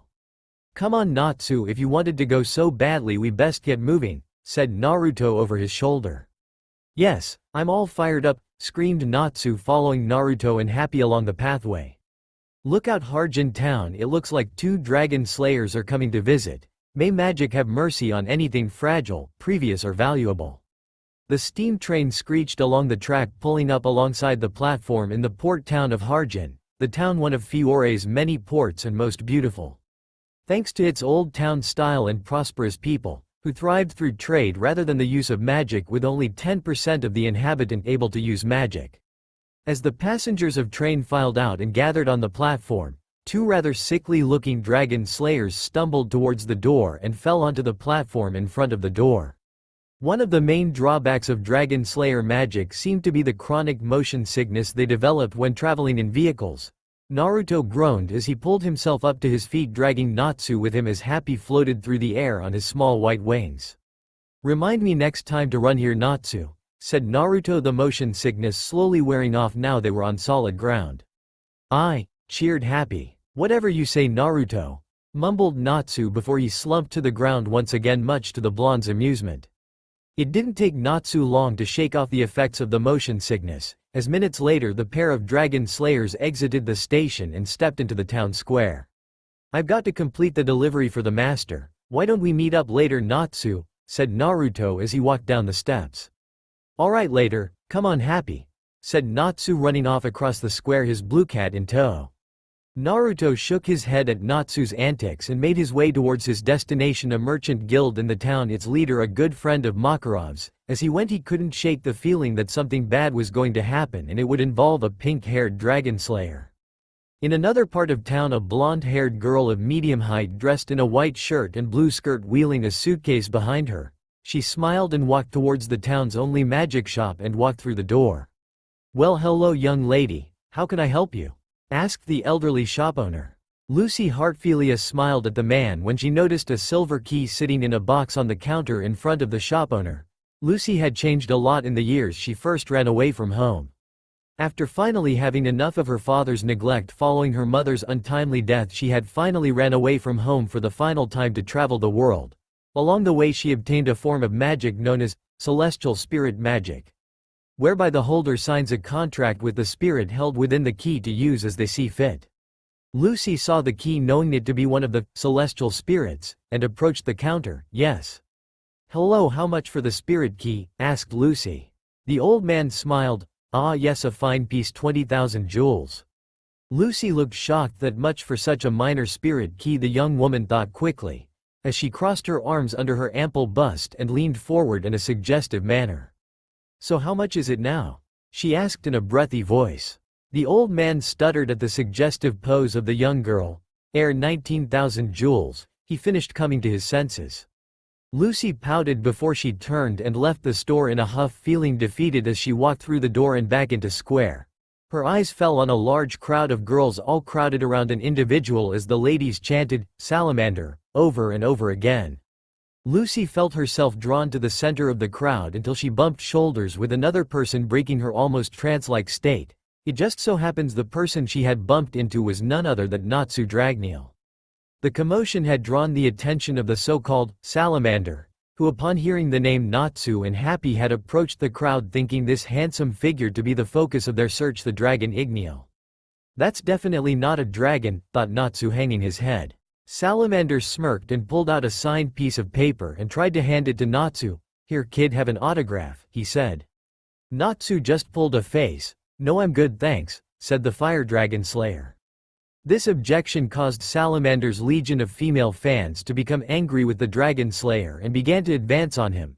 Lucy, seeing Natsu escape as Salamander flew into the air surrounded by purple energy, having bid his fans goodbye, decided to find the pink-haired boy.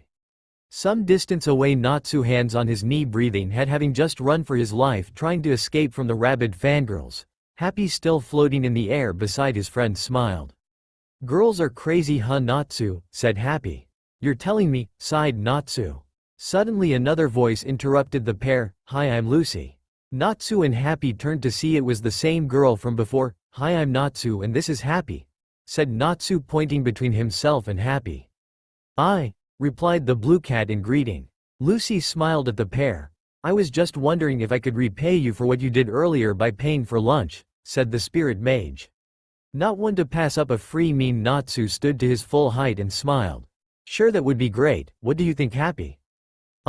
Lucy smiled before leading the pair to a nearby cafe ready to pay for lunch. Meanwhile, in another part of town, Naruto, having completed his relatively easy assignment from the master, exited the merchant guild, stepping out of the front door into the daylight and now wondering what he was going to do. The guild was close to the bustling port. Naruto smiled as he walked to the quayside and stared out across the pristine blue water, taking a calming breath, letting the salt air settle into his lungs. Naruto stood at this spot for what seemed like hours before departing the quayside in search of a good meal, his stomach protesting the distinct lack of food it had consumed in the last 2 days. Also, he had to check that Natsu had not destroyed anything yet. With said dragon slayer, who was currently munching on large bowls of food as Happy chomped down fish after fish. The meal paid for by Lucy, who was currently talking the pair's ear off about wanting to join a famous guild. "So why are you two in this town?" asked Lucy. Natsu, swallowing a huge bite of food, answered. "We are here to find Igneal." Lucy looked confused. "What's an Igneal?" she asked. "He is my master, he's a dragon," said Natsu like it was the most normal thing in the world. Lucy looked at the pink-haired boy in shock.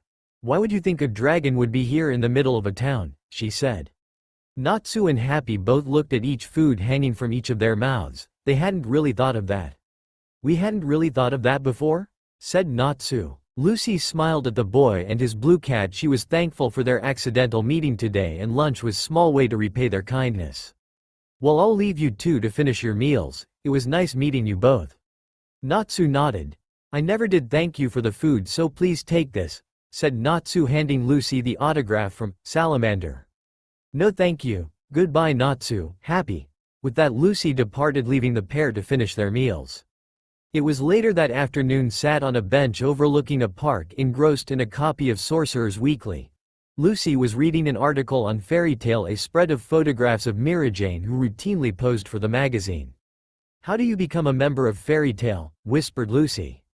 "I know how," said another voice as Salamander jumped out a nearby bush, causing Lucy to shriek with fright. "Salamander." The fake fairy mage smiled at Lucy. "You know, as a member of Fairy Tail, I can get you in and personally speak with the master to guarantee your admittance," said Salamander. "Really, you can do that?" said Lucy excitedly. Why of course, why don't you come to my yacht tonight? I'm throwing a party to celebrate my achievements. Lucy nodded, a sense of excitement filling her body at the prospect of becoming a mage of fairy tale. Absolutely. I will be there, she said. Salamander smirked. Outstanding, he said before disappearing once more, leaving behind an excited Lucy.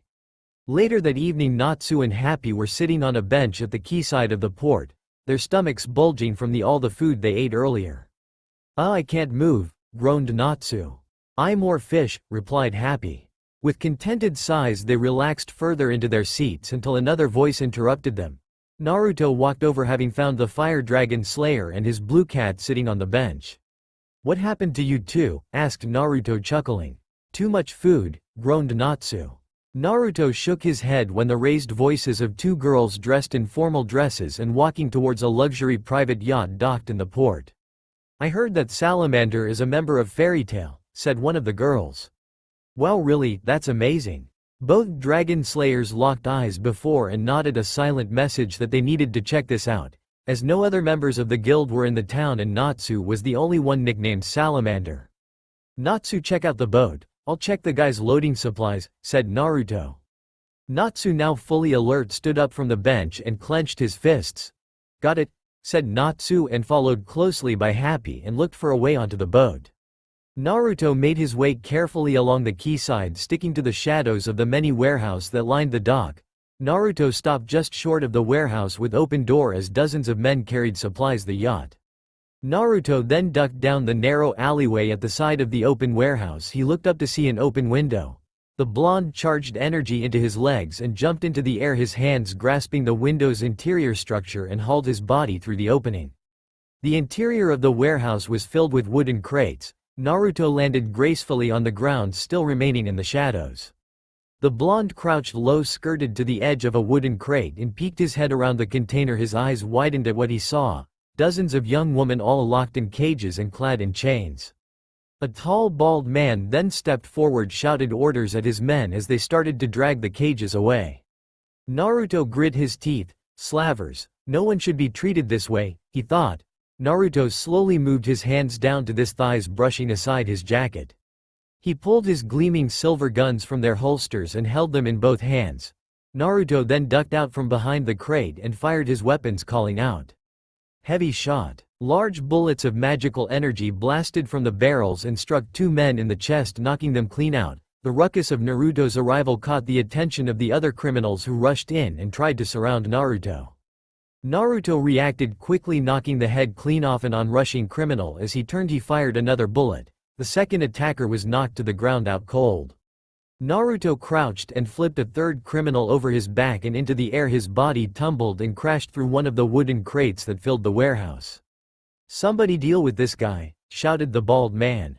Naruto crossed his arms and smirked. The deal with me, please.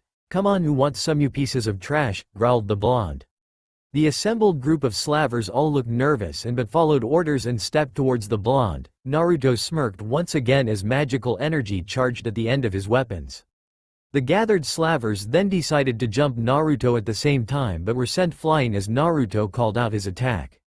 Beam cannon. An intense beam of white magical energy erupted from the barrels of the blonde's weapons. He spun in a circle, striking each of his attackers as they were all sent flying and crashed to the ground. Chips of wood and smoke rose into air from their bodies. The bold leader of the men then rushed Naruto. The blonde dragon slayer smirked and raised his gun once again, calling out. Heavy shot. The heavy bullet impacted the slaver's forehead, knocking him clean out, his eyes rolling into the back of his head. One angry red mark appeared in his pale skin as he crashed to the ground. Naruto, satisfied there was no one left that posed a threat, holstered his guns and turned towards the many cages holding the woman. Alright, don't worry, I'm here to rescue you. Once I unlock these cages, I want you all to run and don't stop until you get to out of town. Naruto proceeded to unlock the cages as the woman all ran out of warehouse and escaped along the quayside. Naruto stepped out behind them, his white jacket moving the ocean breeze as he saw the ship had departed the port and was heading out into open water. Nastu, whispered the blonde, worried for his protégé. Meanwhile, in a stateroom of the luxury vessel, Lucy, dressed in a formal red dress, was seated on a long white sofa as Salamander handed her a glass of champagne. Thank you, she said, smiling. Salamander smiled as he took a seat next to her as clinked his glass with hers. Lucy raised the glass to her lips before she stopped, sensing something wasn't right. "What are you trying to do, Salamander?" asked Lucy, setting her drink. "What do you mean?" he asked. "There is sleep magic in this drink," said Lucy, standing up. Salamander smirked, knowing the game was up, as he clicked his fingers as his men stepped into the room, in their arms unconscious girls, all guests of the party. Salamander started to laugh and stood from his seat and then turned to Lucy. "This is but a small collection of my merchandise, and it's a collection you will soon join," said Salamander. Lucy, angered at his words, grabbed for her celestial keys, only for a hand to strike, knocking the keys from her grasp as Salamander caught them and threw them out of the nearby open window into the water below. Tears streaked down Lucy's cheeks. How could a mage of fairy tale be like this? Could everything she had heard about the famous guild be a lie? "You're a monster. How could you do this?" cried Lucy. Salamander started to laugh, soon joined by his men. This abruptly stopped when a figure crashed through the ceiling, crashing to the floor. Happy the blue cat then flew in through the open window and grabbed Lucy before flying about the same way he came in. Salamander rushed towards the window and unleashed fire magic at the blue cat and his passenger. Happy deftly evaded the magical attacks. Suddenly the Exceed's magic ran out. "Uh-oh," said Happy. "Why uh-oh?" screamed Lucy high above the water. Happy smiled. "Because we are going to fall from the sky," said the cat. Lucy screamed as they fell from the sky and splashed into the water below. The blonde girl rose to the surface, spluttering as Happy surfaced beside her. "That was fun," said the Exceed. Lucy screamed, "That was not fun." Back on the ship, Natsu stood to his full height, brushing off the dust, and glared at the men. He took a step forward before an uneasy feeling overtook his entire body, the motion sickness setting in as he fell to his knees. Salamander smirked. "Stupid kid," he grumbled as his men started beating on the young dragon slayer. Back in the water, Lucy had by a stroke of luck recovered her keys. He spun a gold key through her fingers before plunging the tip into the water, calling out, "Open, gate of the water-bearer, Aquarius." A magical seal appeared on the water as a gate opened to the celestial spirit world, and the mermaid visage of the water spirit appeared. Lucy then turned towards the ship. "Aquarius, I want you to push that ship to shore with your power." The water spirit, not happy about being called, glared at Lucy. "The next time you drop my key, you're dead, little girl," she said. "Haken the attitude and just do it, will you?" replied Lucy. Aquarius, still glaring at Lucy, charged her magic water, unleashing from her magical urn as a powerful tidal wave appeared and struck Salamander's yacht. The ship was carried quickly towards the shore, the passengers thrown in all directions. The ship crashed onto the beach beside the port. Even Lucy and Happy were washed up in the wave. Lucy groaned as she glared at Aquarius. "What the hell was that?" she screamed. "Oh, you're still here. I was actually aiming for you, girl." "What? Cha, don't call for a while. All on vacation with my boyfriend and he's hot," said the water spirit before returning back through her gate. "You don't need to rub it in," replied Lucy. Back on the ship, Salamander shook the cobwebs from his head at the wild ride he had taken. "Wow, that hurt," he said, looking up as Natsu appeared above the men on the now ruined yacht. "You call yourself a fairy tale mage," said Natsu. "So what's it to you, kid?" replied Salamander. "Go get him, men," he ordered. "Right." Two men then advanced on Natsu, only for them to be swatted away with one hand by the fairy tale mage. Natsu smirked as he removed his jacket, revealing his bare arms and the bright red guild mark on his right shoulder. "Hey Bora, this guy's the real deal," said aloud one of the newly revealed Bora's men. "Don't call me that, idiot," cried Bora. Then suddenly another figure appeared next to Natsu, his white jacket moving in the breeze. He glared at the men below, before the blonde turned to Natsu, narrowing his eyes. "Still no doing things quietly, are you, Natsu?" said Naruto. "Nope, not really," replied Natsu. "Who the hell are you supposed to be?" asked Bora. Naruto turned to the criminal known as Bora. "Who I am is not important, but I know you are Bora of prominence, a former member of Titan Nose but thrown out for criminal behavior." Bora growled at the blonde. Below, Lucy ran to the ruined boat and shouted up to Natsu until she noticed another person standing with the pink-haired boy. Her eyes widened, memories that came flooding back of a much younger blonde-haired boy she met many years ago. "Naruto," she shouted, smiling. Naruto turned to look down on the beach and smiled when he saw Lucy. his own memories flooding back of that time spent by that pond with a much younger Lucy. "Hey Lucy, long time no see. Wow, so you know Naruto," said Happy, now perched on Lucy's shoulder munching on a fish much to her surprise. The pair of dragon slayers smiled. "Do you with this Naruto?" asked Natsu. "No, seeing as he was impersonating you my friend, I'll let you deal with him," replied Naruto. Bora, not wanting to wait, launched his own attack. Prominence Typhoon. The criminal mage threw his arms to the side, unleashing a powerful flame jet towards both Naruto and Natsu. Bora smirked. "Well, that's them dealt with," he said, turning from his defeated opponents. "Man, you call this fire?" called a voice deep within the flames. Bora turned to see Naruto surrounded by a yellow magical aura protecting him from the flames as Natsu opened his mouth and inhaled the fire.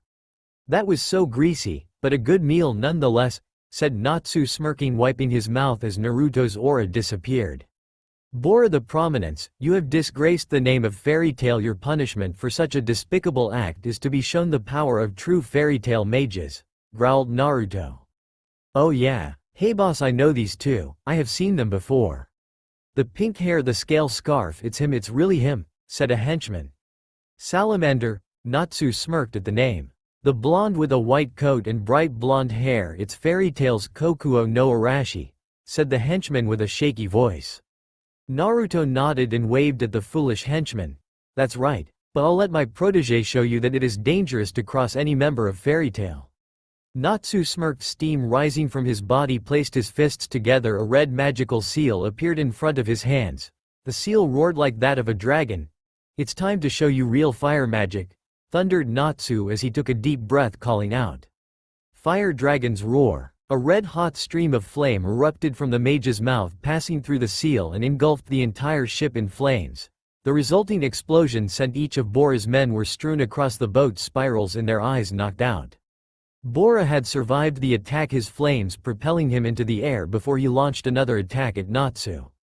Red Shower. Purple orbs of flame impacted the ground. Natsu raced forward, flames surrounding his fists. The Dragon Slayer jumped into the air and landed a thundering punch on Bora's cheek, sending him flying towards the ground. Bora, shaking off the hit, then jumped into the air, another purple magical seal appearing as he fired a beam of fire towards Natsu but missed as the energy cut a line into the town of Harjin. "Is that even magic?" asked Lucy, witnessing the battle from the beach. "It's an ancient form of magic. Fire magic just doesn't work on Natsu, with lungs to breath fire, scales to dissolve flames and claws of a dragon. Originally taught to deal with dragons known as Dragon Slayer magic. Natsu was taught by one of them named Igneal," explained Happy before he looked at Naruto, who was also watching the battle, his arms folded. "Naruto's a Dragon Slayer also, but much more powerful," finished the Exceed. "Amazing," whispered Lucy, looking between Natsu and Naruto. Bora landed on the ground and fired another attack, a giant orb of flame, only for Natsu to block and once again inhale the flame. Natsu crouched as the flame gathered around his fists grew brighter and once again raced towards Bora and jumped into the air, flying towards Bora. "This is for Fairy Tail," screamed Natsu as his fight impacted Bora's face as Natsu called out his attack. Fire Dragon's Iron Fist. Bora screamed as he flew over the town of Harjin at great speed and impacted the bell tower of the ancient church in the port town. This was the end of the imposter.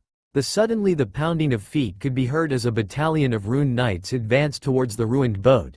Naruto jumped from his position, joining Lucy and Happy. "Oh, trouble," said Naruto. "Hey Natsu, let's get out of here," shouted the blonde towards the Fire Dragon Slayer. "The army," cried Lucy. Suddenly Lucy's entire body was flying in the air as Natsu grabbed her by the hand and took off running, joining Naruto and Happy. "Time to go," said Naruto, laughing. "Where are we going?" screaming Lucy. "Well, it's time for you to join Fairy Tail, that is if you want to," said Natsu. A huge smile appeared on Lucy's face as they continued running with the two Dragon Slayers and a blue cat.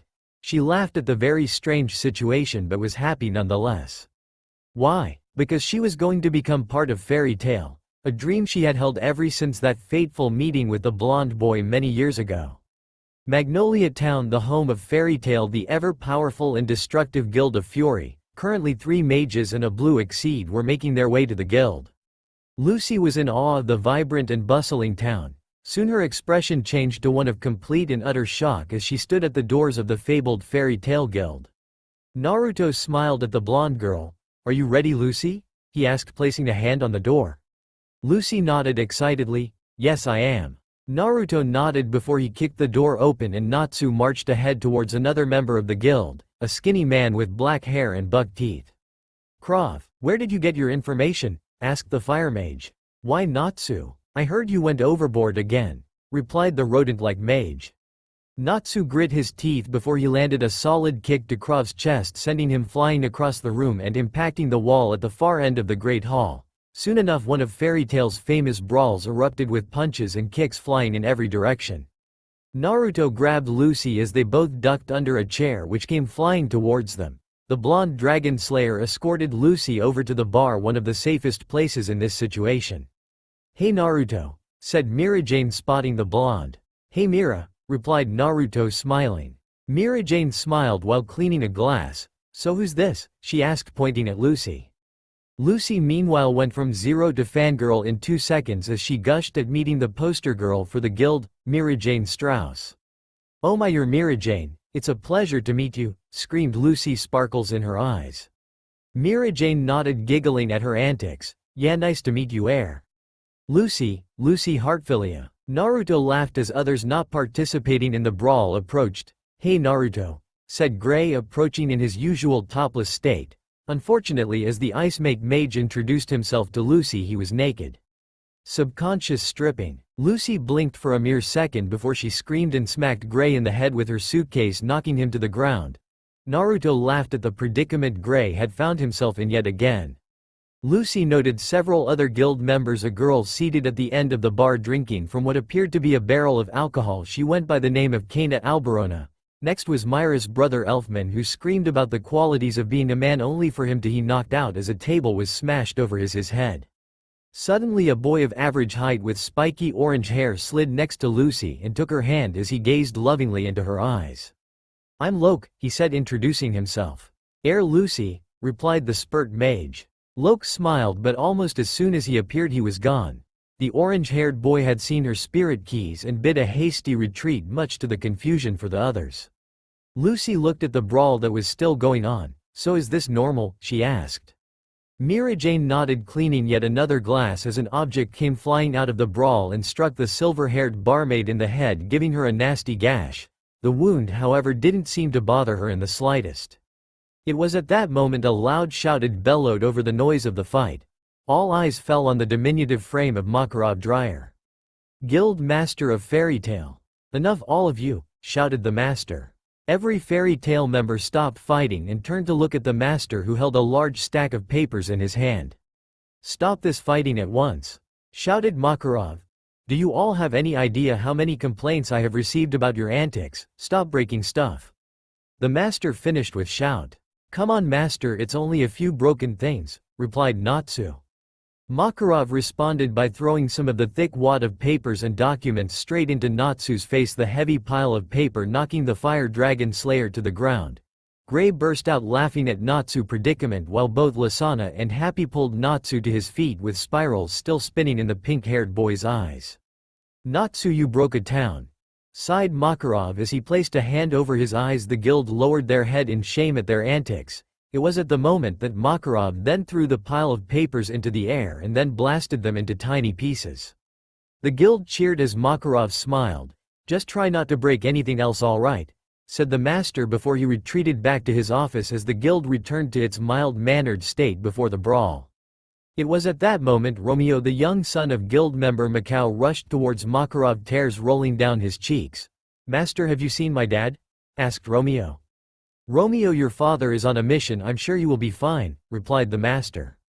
"But master, it's been 4 days since he left. Something must be wrong," cried the boy. Makarov sighed. "Romeo, enough. Your father will return, but you will just have to wait until that time. Is that understood?" said the master. Romeo, with tears streaming down his face, clenched his fist in anger before he landed a solid punch on Master Makarov's cheek, much to the shock of everyone watching. The anger quickly leaving his body, Romeo took off running out of the door. "I'll just have to find him myself," shouted the boy.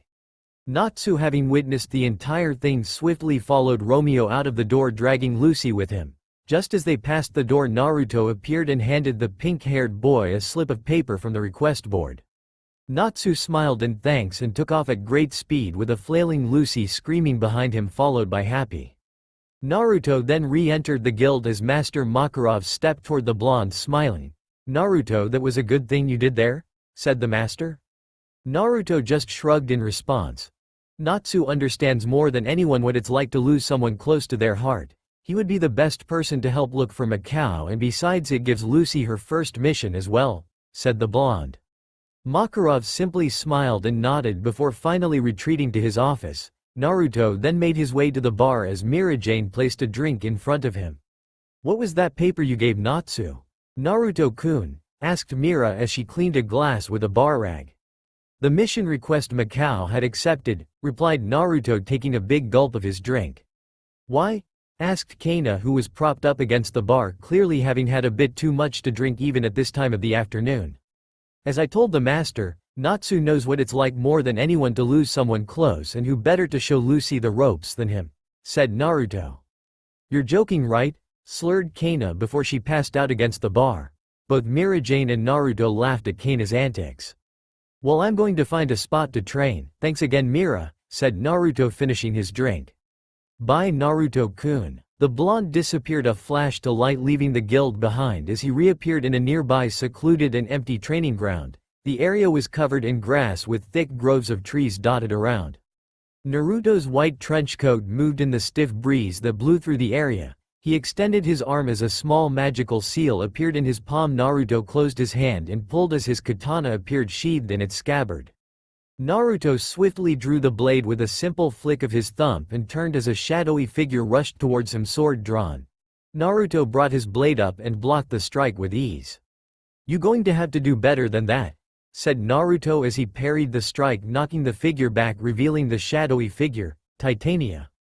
The new arrival was none other than Urza Scarlet, the fabled fairy queen and sword-wielding armor-clad S-class mage known all over as the Titania. Urza smiled as spun her twin blades in her hands, clad in her everyday Heart Cruise armor. "Do you really want to see my best, Naruto-kun?" responded Urza. Naruto smirked at the redhead. He was often amazed to see that she had grown into this amazing young woman. Powerful in her own right, even with the hardships she had suffered, the same hardships he saved her from all those years ago. "Well, Urza-chan, why don't we make this interesting?" said Naruto, smiling. Urza returned the smile. "What did you have in mind, Naruto?" she asked. "No armors, no dragon slayer magic or other weapons. Just steel versus steel to see what's what. How does that sound?" asked the blonde. "For the winner? To be granted one wish as long as it's not illegal. You're on." Urza smiled as she rushed towards Naruto and brought her blades to bear against the blonde. Naruto responded, blocked the initial strike and moved to the right, then ducked under the second blade as it sailed overhead. Naruto responded as he brought his blade down from above as Urza crossed her swords to the shape of a X, blocking the strike. Naruto tightened his fists around the handle of his katana and bore more weight into the blade. Urza grit her teeth at the blonde's immense strength. She knew from previous training bouts with the blonde that his physical strength was incredible. His magical power seemed to only increase that already incredible strength. She moved the left, sweeping her crossed blades in an arc to right as Naruto katana blade dug into the dirt below. Urza spun as delivered a back kick to the blonde's chest, sending him skidded across the ground. "You got lucky there, Urza-chan," said Naruto, smirking. "I prefer to call it skill rather than luck." "Then allow me to show you my skill." Naruto then disappeared in a flash and reappeared behind Urza's left shoulder, his sword ready to strike. Urza responded as she ducked under the attack as Naruto disappeared in a flash as the redhead's swords passed through his location moments after he had disappeared. Naruto then reappeared directly in front of the fairy queen as he swung his blade towards her waist. Urza moved to block, but before she could react she was sent skidding across the dirt by the power of a kick from the blonde dragon slayer. "Had enough yet, Urza?" shouted Naruto. "Nope, I thought as much," murmured Naruto, smiling as he awaited her next attack. It was an attack he didn't have to wait long to defend. The sword-wielding redhead blazed in blades to the side as she delivered a double slash which the blonde deftly avoided. Naruto jumped back into a grove of trees as an idea struck. He delivered a swift slash with his blade, cleaving a nearby tree clean from its trunk. He then spun his body and with his supreme strength kicked the tree towards the onrushing Urza. The fairy queen replied in kind, cleaved the tree in two as the separate halves passed by her. Steel clashed, sparks flying from each blade edge as the pair of S-class mages battled for dominance. Naruto smiled as he gripped Urza's right wrist and dragged her closer, their faces almost touching. Naruto smiled as a blush crept up Urza's face at the close proximity of the blonde. "Are you ready to give up, Urza-chan?" whispered Naruto. Urza stuttered, well," she said. Naruto brought his face even closer, their lips almost touching as Urza's arms relaxed, distracted by the blonde about to kiss her. Oh, so she thought. Naruto then moved his leg behind the redhead and swept them away, knocking her down to the ground flat on her back. Naruto pressed the edge of his blade to her throat and smiled as Urza was trapped and pinned to the ground. "That was a low blow, Naruto," hissed Urza, struggling against his iron grip. "All is fair in love and sparring, Urza-chan," replied the blonde. Urza smiled before she disappeared in a burst of speed, putting some distance between her and Naruto. Urza smirked before her entire body was bathed in light as she used her re-equip magic, the night, to summon one of her many armors. Naruto smirked as she sheathed his sword as the feisty redhead reappeared clad in her Heaven's Wheel armor, its gleaming metal wings shining in the sunlight. Around her were dozens of winged swords, all pointing at the blonde. "Urza, that's cheating," shouted Naruto. "You cheated first. Did not. Did too. Did not. Did too. Hey, if you cheat, no cake for a week," shouted Naruto, knowing this would get to her. Urza hung her head, a shadow forming over her eyes. "No one touches my sweets. I mean, no touches my precious cake," screamed Urza as she launched every one of her blades towards the blonde. Naruto responded as yellow aura of energy appeared around his body as he opened his mouth, yellow lightning energy gathering there before he called out. "Lightning Dragon's Roar." A bright beam of energy rushed toward Urza, overtaking her blades thanks to her enhanced speed. She had avoided the destructive beam as it escaped harmlessly into the air. Thanks to her impressive speed, she rushed towards Naruto, dropping from the sky above, sword at the ready. Naruto too rushed in as lightning energy gathered around his fist. The two S-class mages converged at great speed as both sword and fist clashed as they both cry out. Lightning Dragon's Raging Fist. Trinity Sword. Both attacks clashed with tremendous fury as the concussive force sent both blonde and redhead flying back, skidding across the ground. Armor and lightning energy faded away with the wind that blew through the area. Suddenly, boisterous laughter filled the air as Naruto sat up and looked over at Urza, who did the same. The red smiled at her friend as he walked over and hauled her to her feet. She blushed once more when she met the solid muscle wall of his chest. "That was a hell of a spa, Urza-chan," whispered Naruto. "It was, wasn't it?" replied Urza, bringing her lips closer to his. Just as they were about to make contact lips to lips, a shout from broke them apart. The blonde turned to see Gray, Lisanna, and Elfman rush over. "Hey, are you two all right?" asked Gray. "We felt the magic, and though you might be in trouble," said the Ice Mage. Urza blushed while Naruto just sighed. "We are fine, guys. We were just having a friendly spar," said Naruto, smiling. "Of course you were sparring, just as men should," cried Elfman in his usual gruff voice. Elfman was soon knocked to the ground by a solid punch from a still blushing Urza. "Shut up," she grumbled before stomping away. Gray and Naruto chuckled at Elfman's current unconscious state while Lisanna just shook her head at her brother's antics. The group of mages soon followed the angry redhead back to the guild, Naruto dragging the larger Elfman by the leg. By the time they arrived back at the guild, it was filled with rapturous applause as it revealed Natsu, Lucy and Happy had returned with an injured but alive Mikao. Above the main festivities on the second floor, access allowed only to S-class mages at the railing that overlooked the main hall. Naruto stepped up and leaned down next to a smiling Urza. "It seems we fought to a draw," said the blonde, looking down at the part. "Indeed. So I say we settle this with a request each. Sound good?"